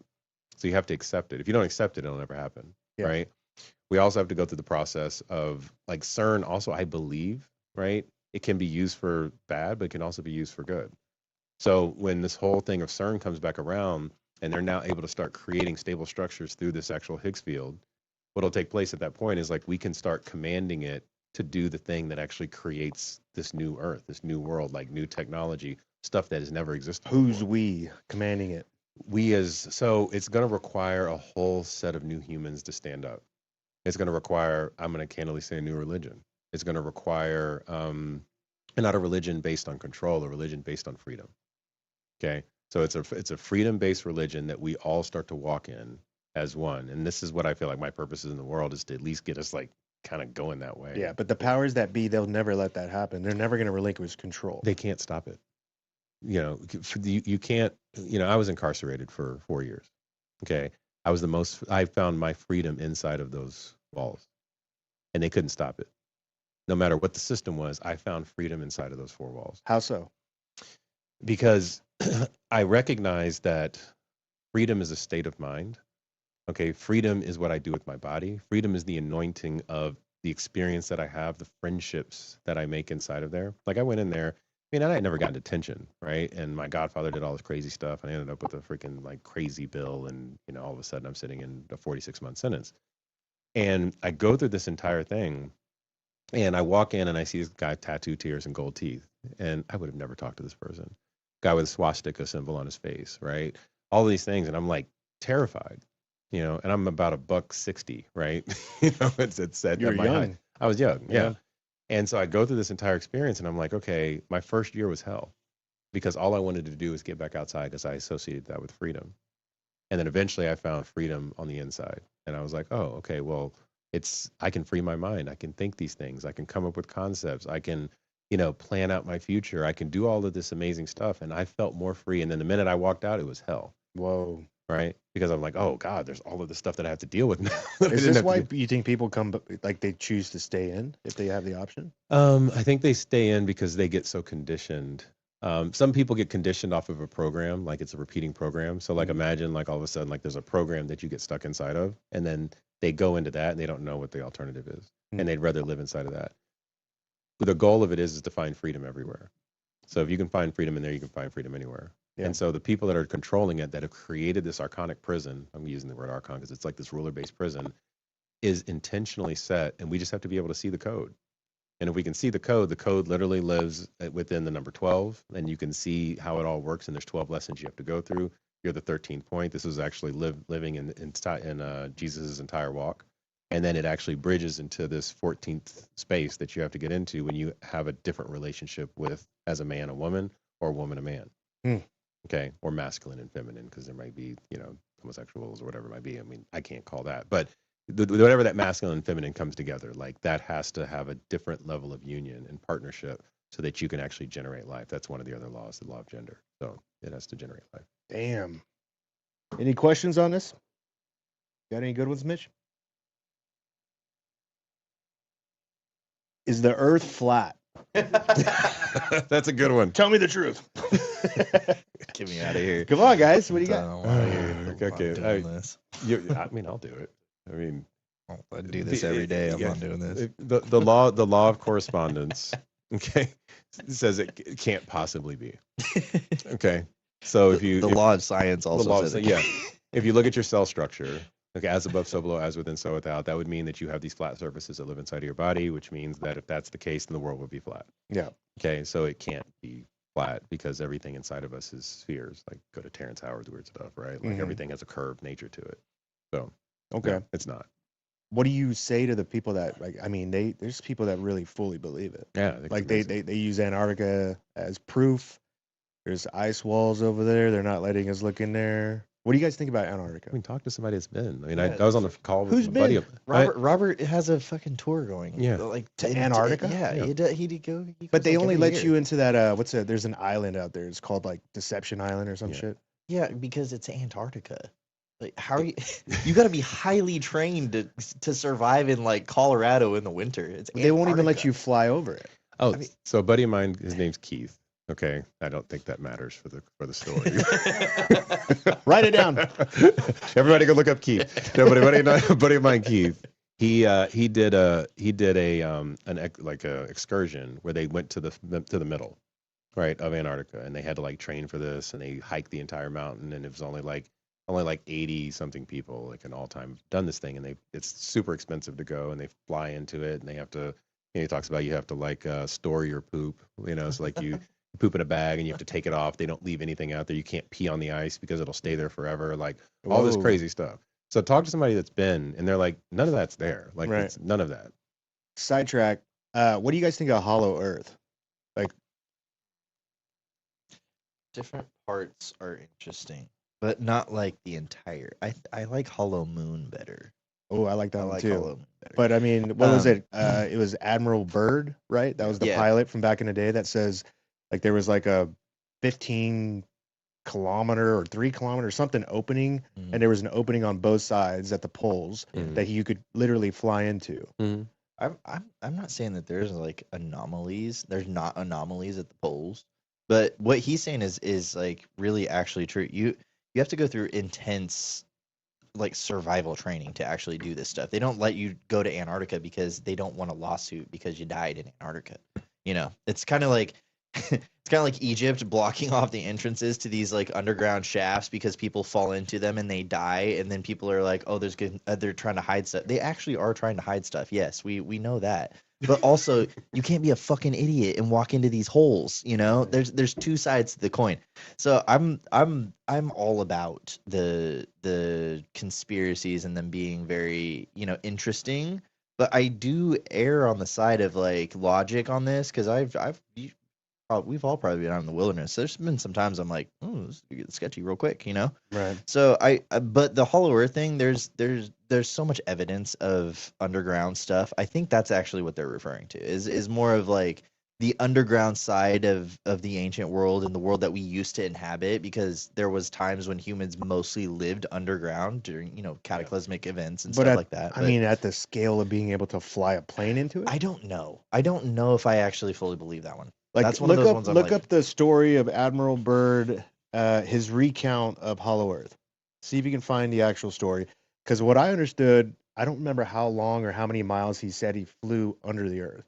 This isn't coming from a nobody. No, there's an entire ecosystem in China, the cave that exists, with its own weather and shit. Okay, here we go. Let's see. Is there a recount of his story? See if you can find a recount of Admiral Byrd's Hollow Earth. I mean, high jump was absolutely interesting,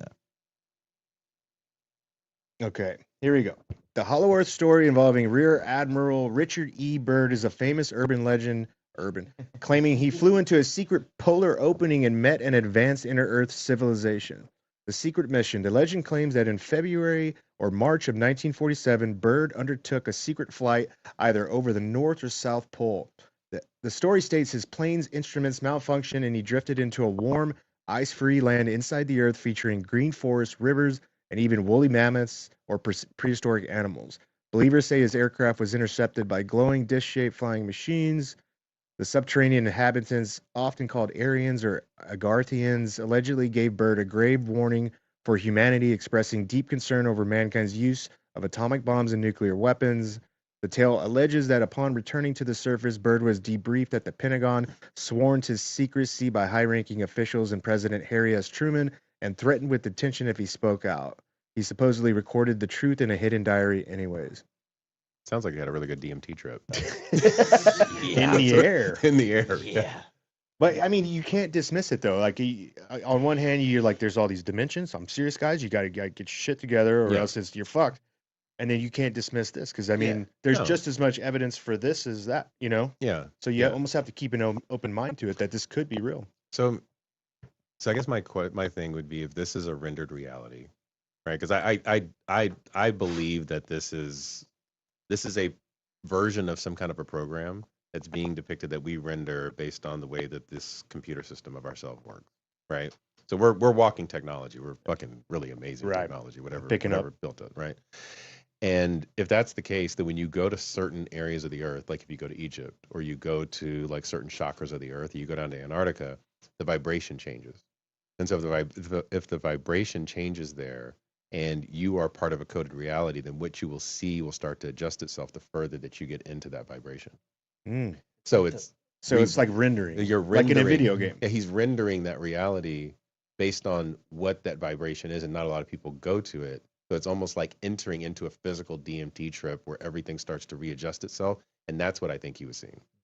Or if you're talking about like the timeline switching, you know, like the dials that you're shifting, you know, if it is a rendered reality and they have dialed it into a reality where that part of the earth still exists in a very, you know, pleasant to exist in climate, then he could have shifted in it's like the in Black Panther, the Wakanda shield, where it looks normal, everything looks normal in the Amazon, and then they go into this thing and it's just a super advanced civilization.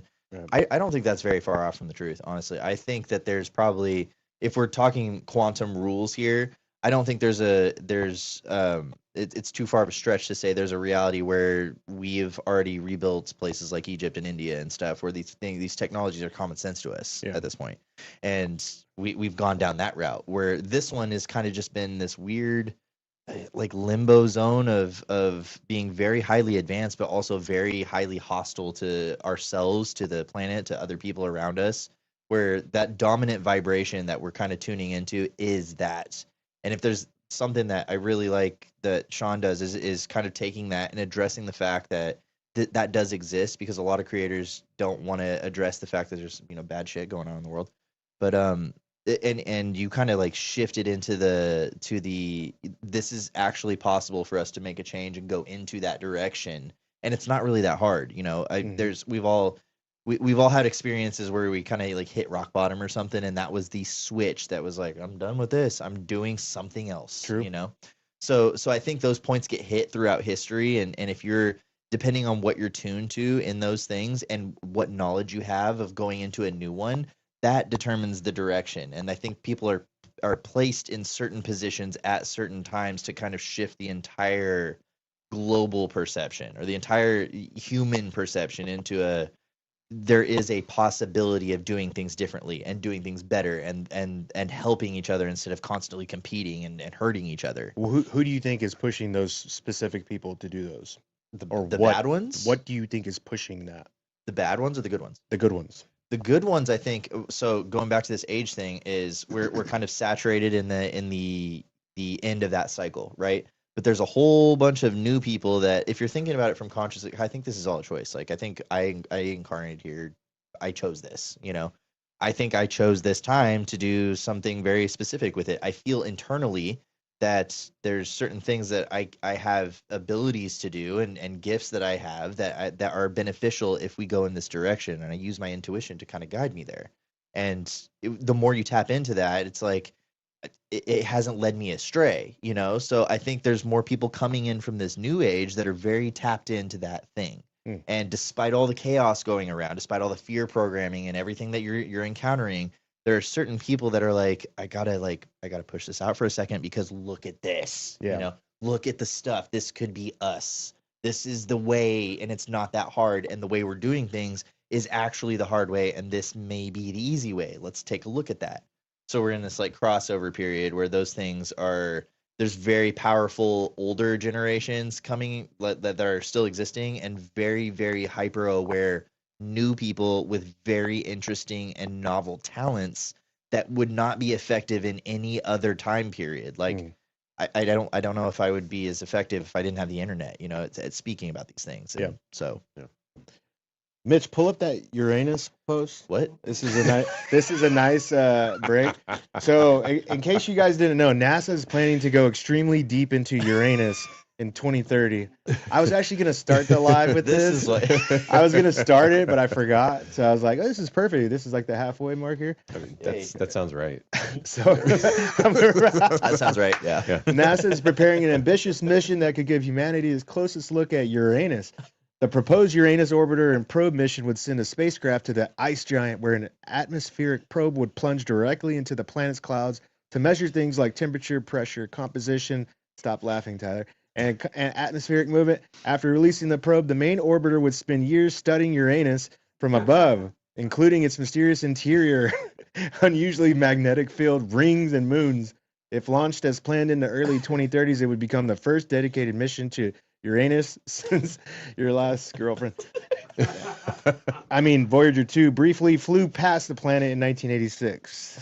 Would you want NASA to make Uranus? Oh, I missed it. I hope they have some dude wipes for that. She's a coffee nerds podcast. I don't know why. This is like my algorithm on my phone. I'm getting like all these fucking hilarious Uranus posts. I know why. It's phenomenal.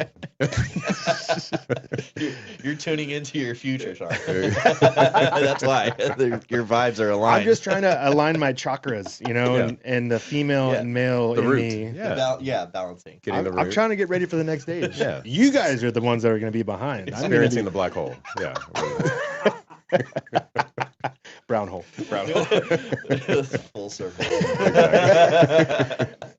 All right, let's get into CERN. You guys have been posting. You especially been posting this stuff about CERN, and I had looked into it a long time ago, and then after you started posting things, I was like, "Fuck, I forgot how crazy this is." Yeah. This is probably the most important thing that's going on the planet, and hardly anybody ever talks about it. No, they're not talking about it at all. I mean, kind of to regurgitate a little bit what we talked about before. They are giving us the ability to create matter from energy, and be able. So what's happening right now is they found a way to create that stable orbit field. And for the listeners, a stable orbit field means that they smash two protons together, and then what comes out of it, basically, they were able to keep it moving based on the way that the magnets were doing its thing, right? I see. So all that wacky, squiggly shit that when they smash, they were able to keep those moving and not disappear. Right, and it didn't disappear. It didn't just dissipate. So when they did that, if you can observe it, that means you can engineer into it. All right. Now, we don't have the ability or the computational power to do that right now. Okay. But they were able to see it, and they were able to do it over and over and over again, which is like a huge breakthrough for them. So they said, all right, well, let's take this offline and let's rebuild this. And coincidentally, the date ends up at 2030, which is kind of interesting when they're going to get it done. And instead of doing like 40,000 of these particulate, smashes together, they're moving it to like billions, right? So they're going to be doing billions of this. And every time that happens, every time that those end up hitting, it tears a hole into space-time. Every time, right? So they're creating all these little portals and holes. And so when they start doing this really fast, if they can't create stable structures and they're smashing more together, it'll be like, you talk about the Mandela effect right now, all this crazy shit's happening. Yeah. It'll be like pure chaos. So them holding it and not trying to accelerate it right now means that they need to also align computational power like quantum computing, advanced superintelligence, artificial superintelligence to come along with that. So you have this little trinity of things that allows CERN to be able to now manifest real realities, okay, from the fields that it's creating. All right, so that's what's happening. Have they turned it back on yet? No, it's 2030 when they turn it back on. Oh, they're turning it off for years. Yeah, they're turning it off for years. You think they're waiting for this quantum computer to turn on, and then they're gonna? That's the only way that they're going to be able to do what they need to be able to do without creating mass havoc and chaos, because this thing gets out of control. Because they're already seeing it out of control. So like when they do it, it's like, oh, like, you know, when they first started it, they're like, oh, this could like literally implode the universe. And they're like, fuck it, let's do it anyway. Anyways. That's crazy that they did that. Yeah, they did that. And it didn't happen, thank God. But if they did it over and over again, and all of a sudden you're piercing all these holes of space-time based on these protons doing its thing, and you're smashing all these realities together, and now all of a sudden you've got like infinite holes everywhere, it's going to be a mess. Yeah. So you have to get it strong enough to be able to do that. Then you have to have enough computational power to be able to observe it and then create realities over the top of it, which then at which point this artificial superintelligence, and the cool thing about quantum computing, I'll go here in a second, quantum computing is a constant course corrector. So it actually won't do anything to end up hurting us. That's the cool thing about it, because it won't exist otherwise. It can't. Yeah. Right. It's a built-in failsafe. Yeah. So it's like constantly course correcting itself. Like it did a whole calculation that was what, like 17 septillion or 5 septillion years that would have taken a normal computer to do. So it literally did a computation that would have taken more than space time than the entire existence of the universe to actually do. Wow. And it's doing that. And that's an early version of it. That was like Google's Willow chip like 2 years ago. Yeah. So this stuff is like killing it. And they're even saying for it to exist, it's experiencing itself across parallel universes. Okay, the actual quantum computing is. So what it'll do is it'll look across all potentials of universes. It'll select the one that has the best fit for our reality right now. There's a guy named Don Hoffman that talks about this, you know, the least action principle, that humans and actually all of humanity and consciousness moves in a point of least action. So it wants to do the fastest thing to get to the point. Right. And quantum computing is going to do that. So what'll take place is that quantum computing, observing the Higgs field to be able to create matter, is going to create the perfect reality for us, along with this artificial superintelligence that'll essentially be able to run these kind of like calculations. That's best case scenario. That's just the scenario. Now, what'll happen, the alternative of it is you'll have some bad actors that try to attempt to thwart this, and they won't be able to. It'll be like trying to get God to go, like, you know, blow up things. Like you just can't do it. Like you won't be able to, it won't happen. So Right. all of that, I think money's not going to be a thing, you know, pretty quickly. And when all that happens, it's going to strip away the power, you know, perception that people have. And then we're going to have to literally like become what we were meant to be here on this earth. Do you think that's why Elon's kind of putting these little Yeah, messages out there? Money's not going to matter here very soon. Yeah, he knows. Yeah, this whole deflationary and acceleration thing we're going through. I mean, it's going to be amazing. What do you predict's going to happen with world governments and after this turns on? I think we'll have a one world government. I mean, it'll be something. Who more, will be in charge of that though? Probably the machines. I think Maybe that's a good thing. Yeah, I think. I think so. there'll still be a head, like a human head of it, but I think resource distribution and things that require massive amounts of calculation and like analysis will be outsourced to that system. But if you also look at it like the end of an age, a lot of people have the problem with the, you know, money won't be a thing, which is hostile as hell to say. Is like you'll own nothing and you'll be happy, you know, that whole Agenda 2030 thing. But what do you think about that one, Tyler? So this is that's where I was going with it. Is back in the day, the you know, feudal medieval times, right? The highest position you could hold is the king, right? And the second highest position you could hold would be like a knight or someone with valor, with morals, with, you know, that was worth more than money because people would take care of you because they knew you were a good person, right? Yeah. So we've only assigned this monetary value or virtue to an arbitrary concept because, as we know, a lot of people with the most amounts of money are not the best people. Sure. You know, they don't wield that power correctly.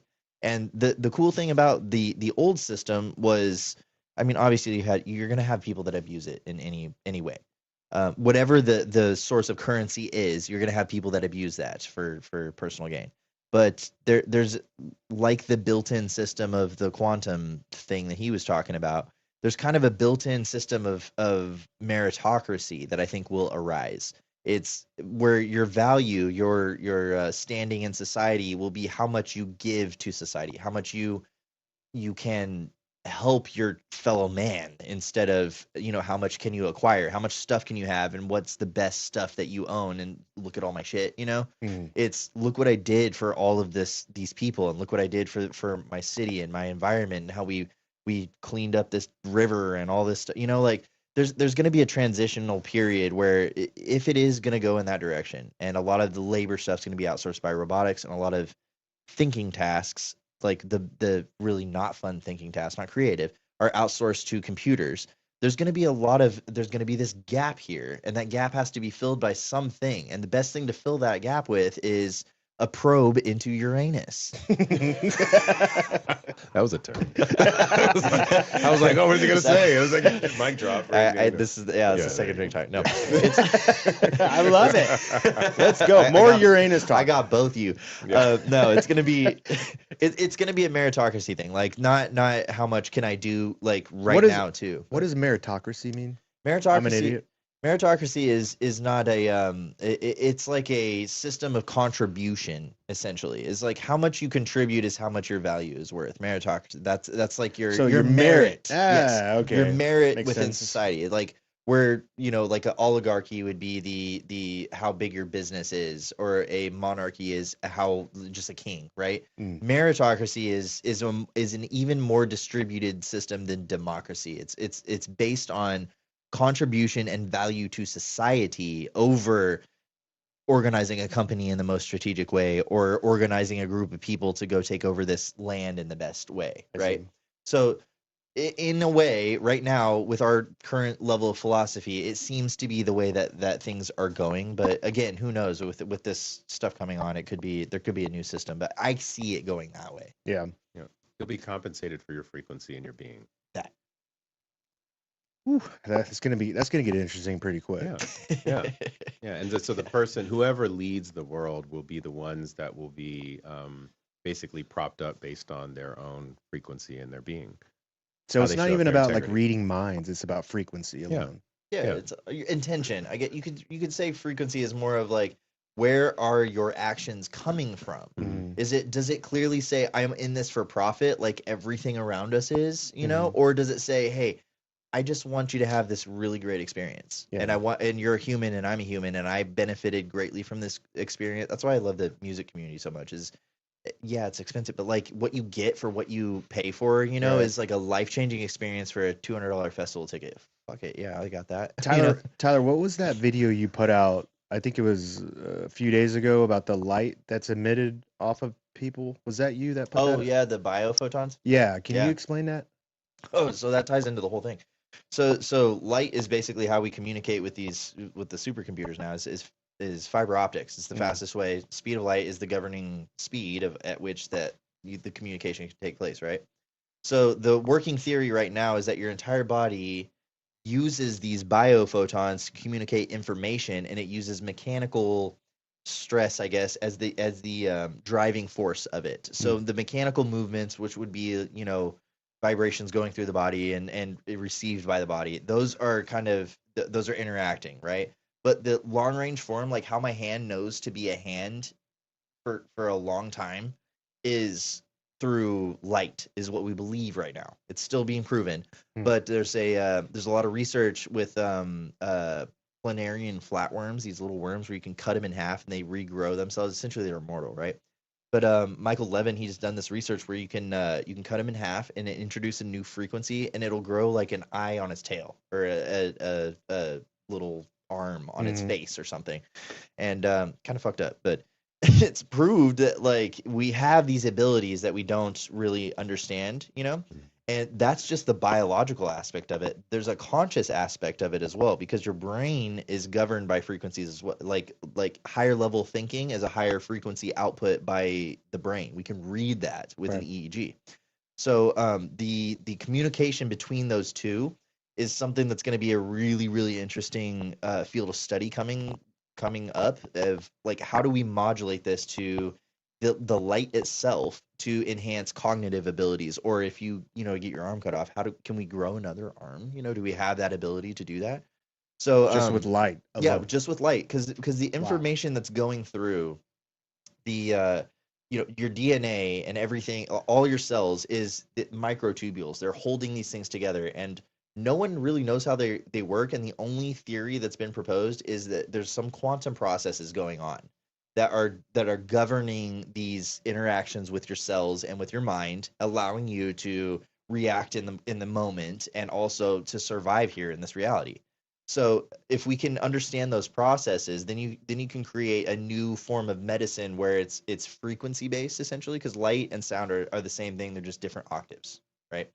So if we understand this, and this is a huge part of my research, and what I think they were doing with the temples is kind of similar, is they were understanding that frequency science at such a intrinsic level, meaning they understood it via gnosis instead of, again, reading and writing and all that stuff. They understood it so well that they could kind of tune into those abilities and stuff that we don't have right now, just by being in that environment, a light environment and a sound environment that matches that type of information. So that's the razor's edge of all this study. We have established science, which is like penicillin kills, it's an Right. antibiotic. Like, that's established. This is the front lines of like where consciousness and biology meet, is the interaction of how light is interacting with all of your cells to keep you as a being. Well, they're saying now, I forget who put it out, but there's new research that's going on into what other animals see in us. Like different Yeah. animals see different, Yeah. spectrums and stuff like that. So your body is giving off light. Mhm. So like, like some dogs like people and some dogs Don't. don't like people. They might be seeing a light. Aura. Yeah, they see your aura. But I think that's another thing of like the old traditions where they had halos and they had a glow, and the Tibetans have their rainbow light body. Like, there's a whole bunch of these traditions that refer to the even the Egyptians. They have the Merkaba, is like the three spiritual aspects that make up an actual person, and one of them is the light body, and it's like your skeleton that's made of light. And if we're talking about what we were talking earlier, conscious travel and how those dynamics work, is you're not using your physical body. All of us have done the DMT thing. It's not a physical thing. It's you're immobile and you're off in some other world, but you're still able to control that thing, Yeah. So establishing some sort of anchor to that science, I think, is going to be, who knows, we have the ability to see magnetic fields. We have the receptors in our eye to see magnetic fields. Why can't we see magnetic fields? Can we turn that on? Is there a way to turn that on?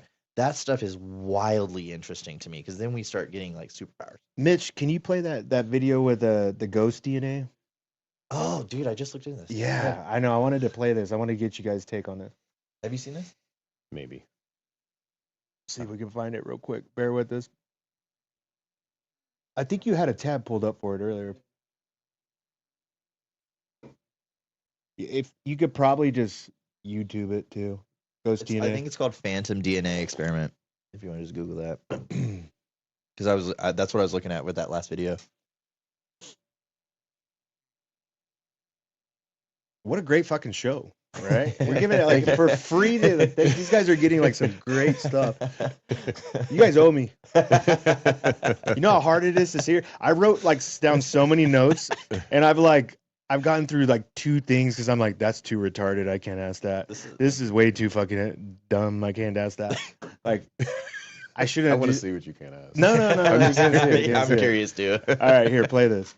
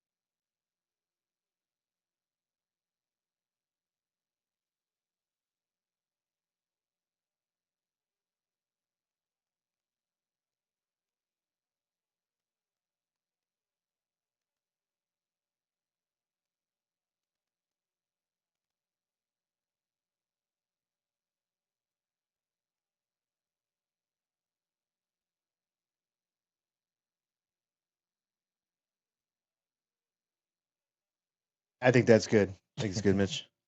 Yeah. Tyler, you're rolling your eyes over here a couple times. What do you got?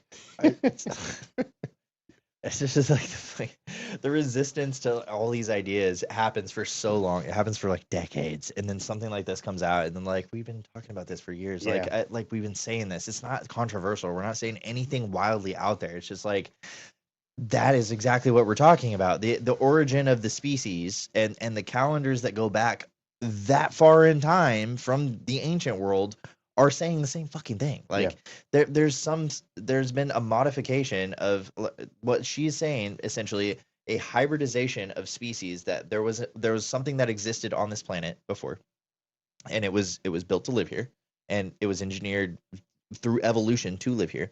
And then another species was wanting to live here, and so they had to splice the intelligence that let them live on their world with the intelligence that let them live on our world. And so that's what we're saying. We are a hybrid species of all of these different types of humans, of bipedal ape-like humans. But we have the intelligence that we don't know where this shit came from. And there's still a lot of dormant genes that we have that we cannot explain. That's what I'm saying with this frequency technology and the light. Can we activate the stuff that they give us, like, or however we got this stuff? Can we modify that into, the future evolution? Is that where we're going after this 2030 thing? It was like, oh, the aha moment where all of it converges, and it's like so obvious that you cannot deny it anymore. There's no more boundaries. That's where. Yeah. Is that like similar to the junk DNA that we have in us?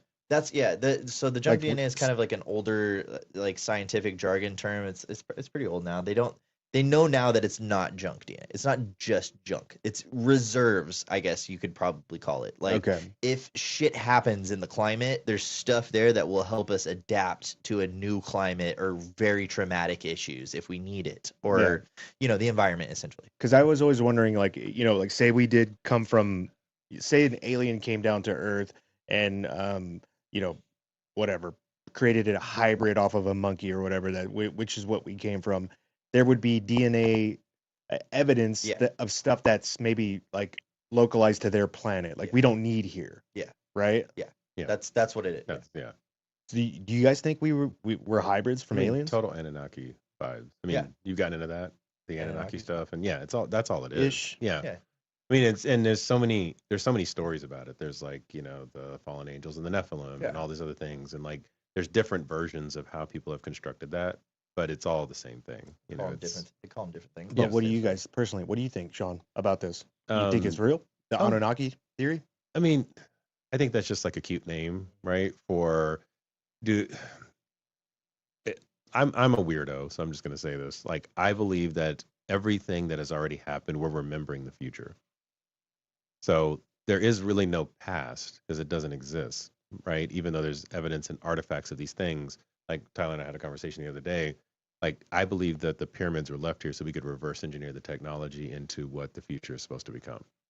So everything, the way I see the world, is kind of the inverse of this. So I believe that there is a future-based something out there that basically left all of this evidence backward for us to be able to figure it out so that we can go through this like rapid evolution process.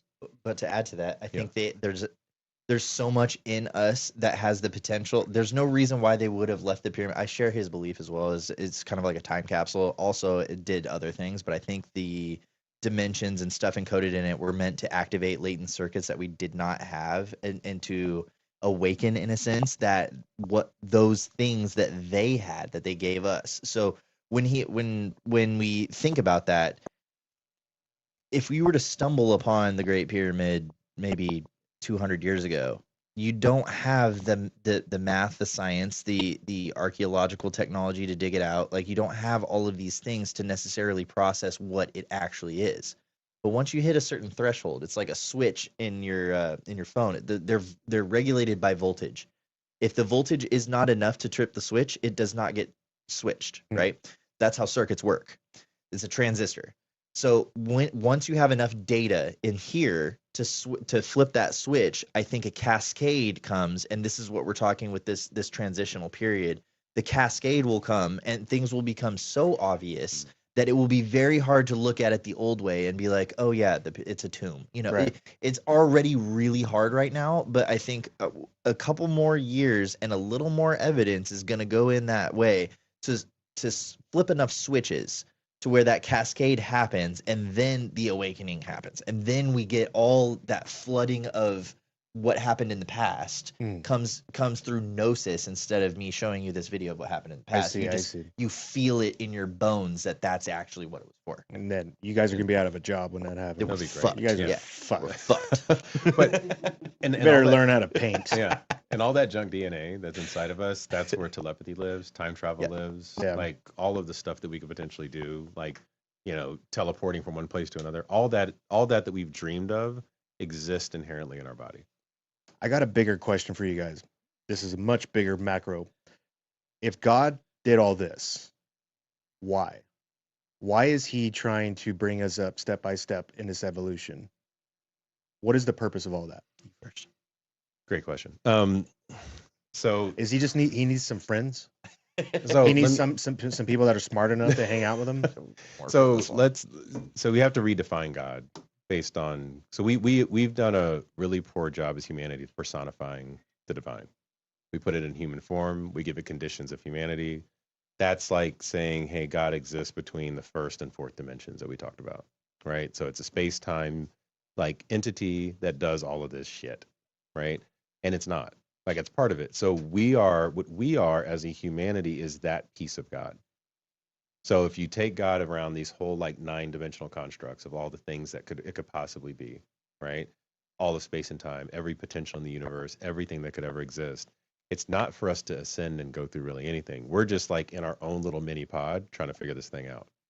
So it's kind of like, you know, Uranus as an example, you know, trying to figure it out. I should have right? never brought that You up. never should have. No, but it's you know, it's essentially like a little bitty, like a tiny part of, you know, the whole that is trying to figure out like how to exist in this fourth dimensional space so that we can experience all of God. So it's less about God did anything to us. It's that God's already done the thing. Yeah. And now what we're doing between this first, second, third, fourth dimension is trying to figure out, okay, how do I get all the way to 9? How do I feel what God really is? How do I feel this divine? Like, how can I experience it? I see. Right. And for me, it came like when I was doing the DMT thing, it was just all you got to do is breathe in deep gratitude all the time and you'll be forever present. And that's how you experience God. Okay, so we're going to keep going down this rabbit hole. So do you think that there is life out there? And if so, do you think it's all going through the same processes that we are here? Different dimensions. Yeah. Yeah. So like it's not the same thing. There might be other 1 through 4th dimensional beings and other existences. So if you go through like the number count, you go through infinity, right? Mm-hmm. And every 10 numbers, it keeps rotating itself, right? So every 9 numbers, sorry. So every 9 numbers keep rotating itself. So you have, let's say if Earth is 1 through 9, then you might have, you know, planet Boobily Boo, like somewhere else that's, you know, 10 through 18 or 10 through 18, right? And then you have another one that's 19 through whatever. And so all of these, every one of them has the first 4 dimensions inside of it. And then they have 5th dimensional beings, right? Which I would consider like extraterrestrials that come through here with like non-judgment and righteousness that are trying to get us to wake up, which is why we try to blow ourselves up with nuclear bombs. They like pop up. They're like, stop it because you're going to fuck up the whole thing, Don't do right? Yeah. And then you've got 6th dimensional beings that I don't think we even understand what that is. And you have 8th dimensional beings, 7th dimensional beings, and you have all these other beings that are along the way. You can't render them into this reality, but sometimes they show up to like stop us from doing dumb shit. What's a 12th dimensional being? Well, 12th dimensional being would just be a 3rd dimensional being because 1 + 2 is 3. But it's in another. It's in another. So dimension. 9th is the highest. You're just Yeah. reducing it to single. It's in digits. another like construct, I see. right? So it's like 12th dimensions, yeah, but it's something from another place that's giving us information. So if we encountered a 12th dimensional being, it would be something from another existence that can move across this 3-dimensional space that gives us something that we don't currently have. With these UAP sightings, do you think, because these things are changing shapes all the time, what do you guys think with this whole theory? Yeah, though to me that would fall. They would be coming from another existence, and they're dropping into our space across 1 through 4.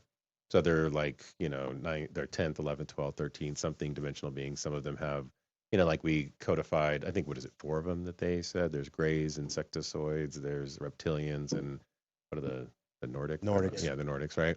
So those are the 4 dimensions, right, of existence that are, some are initiators, right, which a lot of us probably don't like that sometimes. Some help us with depth, some help us with integration, some help us with presence. So each one of those different entities are from another space that get rendered into our reality that we end up experiencing here across these like 4-dimensional planes. Woo. Jesus, boys. There's an easier way to not easier, but my brain works. My Get brain some water on that one. works in these. Let me dumb that down for you, Sean. My brain works in like digital shit because I went to school for it. So if you want to open your messaging app, right, there's an instruction when I hit the messenger that goes into that thing and displays the text, right? That whole thing is converted to binary on the back end, right? If I asked you to open the messaging app in binary, could you do it and would you want to do it? I don't even know what binary means. So. Ones and zeros. That's basic. Okay. Yeah. So each level dimensionally is an abstraction of those concepts. So maybe you understand how binary works, right? Maybe you understand how binary works. But there's also a programmer who knows how to work the binary into programs. And then there's a UI designer that knows how to make it look pretty and be usable by humans to so that we want to use it, right? Each level of abstraction is a dimension in the terms that he's saying. So there's very complex shit going on in your phone that we don't know how to individually flip the switches, the transistors in your phone to do. I could not do that. None of us here could do that. Even a programmer is abstracting through a language to convert to binary. So what we are is we are resting in this plane that's somewhere between the 4th and the 5th right now, but we also tap into 6. And the way that I look at it, you have those first 4, you have, ending at time, because time gives meaning to depth, right? But to process that meaning, you have a 5th dimension, which in my way of looking at this is your mind. It's understanding that this is a cup, it holds a liquid, and it does something, right? But the feeling that this cup gives me when I drink the alcohol in it is another layer of abstraction. I'm drinking this for a certain purpose. Either it's water to survive or this to have a great time, right? So there's a feeling associated with a thought that knows what is going on here. So each layer is an abstraction, and the beings are concepts in each one. So it's makes me happy to drink this. I am aware that the drinking something will keep me alive. There's a concept of I need to drink something to stay alive. That's another thought. So each one of those is separated into its individual categories of knowledge, essentially. And the ancient way of looking at that was putting it into a deity, of saying Thoth is the god of knowledge and Hathor is the god of the feminine aspect of things. Categorizing these things makes it easier for your brain to process, the same exact way as an app makes it easier to use your phone. The immense capabilities that your phone has and the immense capabilities that your body has get abstracted into higher and higher levels so that we can work with them easier. And that's all that we're doing. We're not going against science, we're not going against spirituality or religion. We're making it all make sense in a way that's a good UI like your phone is. Yeah, that's way more easy to understand. Thanks, Tyler. I Take appreciate that, Sean. I love how you took his and you're like, I'm going to break it down easier. And you went like, fuck you. way up You here. went full Claude Shannon on him, dude. It was like, I fucking love it. What happens when you get some drinks in me? Exactly. Mitch, you got any good questions? See what we got. Which one of these do you like, Mitch? You start them for a reason. They said I should be shirtless. Tyler should be shirtless. Do it. Top. Hey, guys. That's the next episode. That's when we bring the DMT. Yeah, hype the video, subscribe. Yeah. All right. For context, the atmosphere is constantly being bombarded with much higher energy particles than CERN can create at max power. Anybody? I mean, I don't know. Okay, here. You Let's work go. at This CERN? is from Anthony Reyes, 2171. When you take away the civilizations, there's no more civilized beast. There's just the human animal. Take any creature's food source away. Right now, they will eat each other. Hence, you are the beast. That's not You true. You got to put apostrophe R-E. That's not true. That's not true at all. Duh. I mean, that'd be like saying, kidding, buddy. like a baby that doesn't understand civilization is a beast. Yeah, that's Like it's gonna just come out and just like tear ass. Like it's not. philosophically, that's a wrong way of Hang on. thinking. Go back down a little bit. Anybody into Thomas Campbell's Big Toe? What is it with the big toe thing? Oh, What is the toenail one? His book, you know about Thomas Campbell's book? Like it's all like the big toe. I really can't speak to it. But No? I don't I mean, know. I read the book and then I'm like, it didn't overly resonate with me. I think he's a brilliant human being. He was just on Rogan recently. I think he's a brilliant human being, but Yeah. yeah, I mean, Tyler, you put out a video on pucaras. Am I saying that correct? In Peru? Pucaras? Estrellas? Like, no, like Machu Picchu. Oh yeah, the Yeah. cities in the sky. Yeah. What are they called? Yeah, Pucaras? pucaras, yeah. Pucaras? Okay. Yeah. Can you get into it? No. I make the video and I The forget hell, what Tyler? I make the video and I forget what I talk It's about. all these things that they're finding on the mountains, and it was a very interesting video. You know what? No. I'm just play the video. I'm gonna talk to a different dimension. All right, yeah. Abstract me. No, I'm kidding. Go ahead. Okay, fuck. Yeah, so people think that Machu Picchu is the only one that's up there. It's not at all. So Yeah, there's a lot. yeah, the technical term for what Machu Picchu is a pucara in their language. And what that means is like a fortified structure. It doesn't mean like a military base. It doesn't mean like a castle. It doesn't mean a palace. It doesn't mean that. It means that there is a place that is engineered for humans to live very, very high up in the air in mountains that are very difficult to get to. And the ones that we know right now, there's 1,249 of these in Peru. There is very, very likely much more. We're making this assumption off of just the density that we've already found in the area, but there's very likely much more that we haven't dug out of the ground. And what they're finding there is the same level of craftsmanship and same level of engineering, hydrological and agricultural as Machu Picchu in Peru. Right now, Peru is coming out with some of the most insane ancient discoveries anywhere in the world, in my opinion. China's kind of locked down. Egypt obviously locked down. India, I don't know how much they care. There's a lot of stuff in the world that's kind of halting other places from being studied. And right now it seems like the Amazon and Peru is just really ripe for new stuff because we don't have, it's very hard to get to these places. They're in the mountains, the middle of nowhere, and they're in dense rainforests that are really hard to get to. Just crazy levels of engineering and crazy levels of geometric knowledge, cosmological knowledge, agricultural knowledge. And it's just like, we're just barely scratching the surface. And I made that video because most people know what Machu Picchu is, but just in that area alone, there's so many on the trail that you would typically take to go see this place.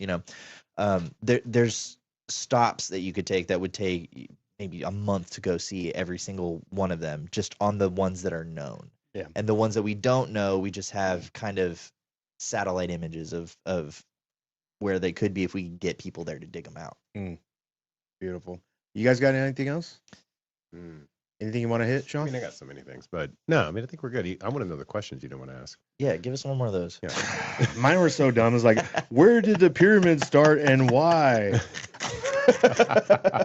That's solid. I'm always curious because with all this stuff that we're finding, especially like down in Mexico and the Amazon jungles and all this stuff, and they're using LiDAR and they're finding all these different pyramids. And it's like we originally thought they started in Egypt and everybody was inspired from Egypt. But now I'm wondering, maybe Egypt got inspired by this side of the world, right? Mm-hmm. I'm curious you guys' thoughts.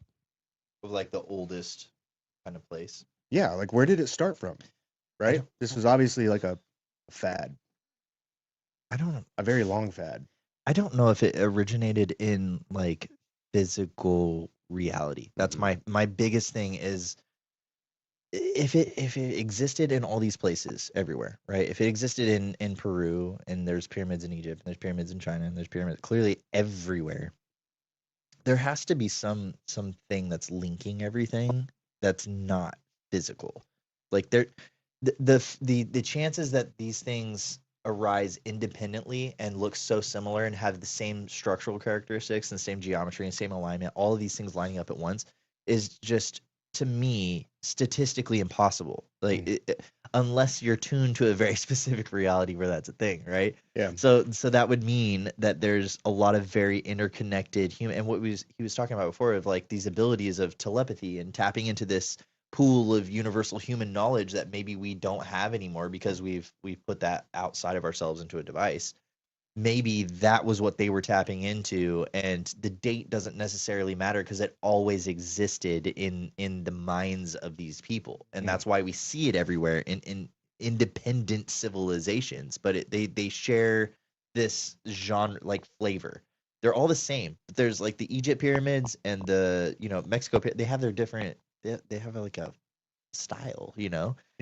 I feel like they're doing functionally the same thing, but stylistically they're just like, that's the way that we're doing it over here, and that's the way we're doing it over here, and this would make sense to our culture, and that makes sense to yours. And so I think, but if we're talking like pure raw data, I don't think the oldest stuff is still around anymore. I don't think I'm a big believer in cataclysmic theories. I think a lot of it's been destroyed, and we kind of just have modified those things to fit our current world. How long do you think humans have been around? I mean, I'm pretty okay with the dating that they have now. Like Homo sapiens being 300,000 years old, I think that's pretty fair. But I think the form, like the human form of like a bipedal 2 arms thing, I think that is way older. I think that's not from here. I don't think I think that's from another system within this galaxy. Wrong. Well, Bad idea. I'll leave one thing to what you were talking about. I'm gonna make it simpler. Okay, please. I've heard this one before. Give me back. So like here's what's interesting. Time and space are both emergent properties, right? If they're emergent properties, that means that they are fallible. That means that they can fall apart. That means that they are not the persistence of all of the universe. Okay. So if that's the case, then the pyramids are emergent, which emergent means that I can create them from any point in time. So if I'm a technological czar that created this reality, I specifically place them all over the earth across this field for people to seek them out, remember something inside of that I placed inside of the DNA structure of themselves, so that they can literally reverse engineer that and then turn that into what reality is. So they actually weren't built then. They emerged then. There was no building of these. It was an emergence of these. And then there were mimicking buildings of these where you see like small stones and shit that come together. But it's like this whole like emergent thing that kind of came out of the earth that's tied to this whole, if you go deeper into like Gnosticism and other things like that and Nag Hammadi texts, there's like this Pistis Sophia. There's this whole thing around like Metatron and the Book of Enoch and all of this that was kind of like created across like the number 7s and 13s and whatnot, that you'll see these things kind of emerge out. Mm-hmm. But the concept that we fool ourselves with is that we have to create this understanding of this emergence of time that we have no control over, right? And like Tuesday's always going to come, Wednesday's always going to be here. So we're constantly moving in this velocity when we're actually really not as humans or existence. We're moving as this God force that can actually move into the field and start adjusting the realities differently. And once we recognize that, this whole fucking thing shifts. And the earth right now, even like with the core stopping and everything, is trying to wake us up to this remembering. And what's the best thing people can do to kind of get in touch with all of this before the shift? So meditate. I mean, the first thing, every person that I would say listening to this, you have to recognize that you are the Messiah. Okay, and I say when I ask you that question seriously, because the Messiah means anointed one. You are anointed into this world to do great things. So we're all gods. We are all, if you want to call it that, gods, whatever it might be, but not the gods that we've like bastardized and called this like human version of God. We are just existence in pure energy that's observing this reality. We are here to have this fourth and third dimensional space to be as whole as it can possibly be. Okay, meditating is a version of that. Meditating is like a version of prayer if you wanted to go down that path. But meditating without integration is bullshit, right? I used to do all these Dr. Joe Dispenza things, and I would go out there and blast off and squeeze my asshole and do the pineal gland pop and all Uranus. Uranus, yeah. I would do all this stuff, and I'm like, and I came back as the biggest asshole in the world, right? Because I wasn't integrating it. I can go on these journeys and, ayahuasca and everything like that. And so it's not the plant medicine. It's not the meditation. It is recognizing that you're the anointed one, doing the work, integrating it, fall in love with all the little the inner child shit inside of yourself so that you can heal the generational lineage that keeps you from missing the mark. And then at which point you actually walk as, if you want to say walk as Christ, you can say that. Yeah. But it's really just walking as the Messiah and the truth of yourself. Last question I got for you guys. What do you think of the Rainbow Bridge? I think there's the Tibetan monks that practice that, where they meditate until they die. And then when they die, they believe that they cross a rainbow bridge. And if they're able to meditate to the point where, if you're able to do this and you meditate to the point where you starve to death and you die, that your body will cross a rainbow bridge and you will become a god in another universe. Mm-hmm. What are your thoughts on that? Because it has a lot to do with everything we talked about today. You want to take? Did they know something that we didn't? I think there's a you want to do it? No, I just wanted to see if you guys have seen that, like when they show pictures of this, the guys that do this and they shrink really. Yeah. Like, have you seen those pictures? Yeah, they get tiny as fuck. They're like babies almost. It looks. I know. Yeah. Very But strange. go ahead. Yeah. Yeah, I mean, there's a thing in that Jesus even talks about where it's like pray without ceasing, right? And if you can do that, then yeah, that's great. I think the Tibetan monks took this a bit far, right? Because praying without ceasing means that I have a constant awareness of myself. Like, what am I praying to? Am I praying internally or am I praying externally? Right? And so oftentimes you do this thing that you are chasing an external concept outside of you, that all it is just a folding into the universe inside of yourself. So I think I get what they're getting at in some capacity, because everybody wants to make sense of a thing. Like if you go down like dragon lore, there's a whole thing that's around the 9 parts of the dragon, and you do this, and then you end up getting the part, and then here you go. So everybody has a version of that story, but it's not necessarily. I think we're here to have pleasure and enjoy this life. I think we're here to generate and create reality. What do you mean by praying internally versus externally? So are you praying to the God within you? The God that like sits as the light inside of the darkest spaces of yourself, and you're exploring and experiencing every cell in your body? Start there, right? Because if you start in this internal prayer of like literally, if there's a God inside of you and you're worshiping that, think about what your body's going to do. Think about how you're going to feel every single day, right? So that's what I'm getting at. And then at that point, all of a sudden, it just shows up in your life, and then you're like not dependent on some external thing, hoping that this guy in a cloud shows up and then everything gets fixed for you. I love it. Yeah. Let's take any last minute good questions, and then we'll wrap this baby up. Put a bow tie on it. How widespread are those? Saw the other guy's vids. Crazy. What is that? Anyways, can you talk about the second son? Is there a second son? I haven't researched that. People I don't know be what throwing that this stuff out. Yeah. And I'm like, I don't know what that means. Mitch, you got to filter these. Come on, Mitch. Thoughts Thoughts about ancient giants. Yes. Anybody? Yes. And there's current giants. Oh no, they just released a What? paper about The Afghani ones? Denisovans being like 8 feet tall. You see that? I didn't see Yeah, they found we only had fragments of the Denisovans before. So Neanderthals and Denisovans. We only had fragments of the Denisovans. We had Neanderthal skeleton. They found a fully intact one. When they put it together, it was like 8 feet tall. It was huge. Yeah, but I thought they can like stretch the bones apart, and stuff like that. Right? Not these guys. These are a different species. Like they are parallel to us. They were part of our evolutionary heritage, but they were bigger. So there's a lot of talk right now in the past couple of weeks of them being like the Nephilim and the giants and explaining these skeletons and stuff. But I think that there's a lot of proof behind the fact that there was giants down here, but I think it gets sensationalized so much that the mainstream has to kind of like fight back about it, and not take it seriously, even though we all kind of fucking know. Yeah. But I want big fucking giants. You big know what I mean? giants, Like too. Jack and the Beanstalk. yeah, I Like- want huge Like, giants. it was 7.5 feet tall. Like, yeah, we got basketball players that tall, dude. Yeah. Fucking what's his name? Plays for the Spurs. Wemby. Yeah. Cumbo or whatever. Yeah, 8'9" or something. Like that's a fucking giant right there. Yeah. Anyways, Oh. boys, it's been fun. Like, Epic, thank yeah. you so much for taking time out of your busy schedules for coming here. I hope we can do this again regularly. You don't have to. You I got more love it. questions, Just yeah. give me a I- call. Yeah. I'm getting- work on those. I'll work on it. I need that. I'm gonna have to download Claude apparently. ChatGPT isn't cutting it anymore.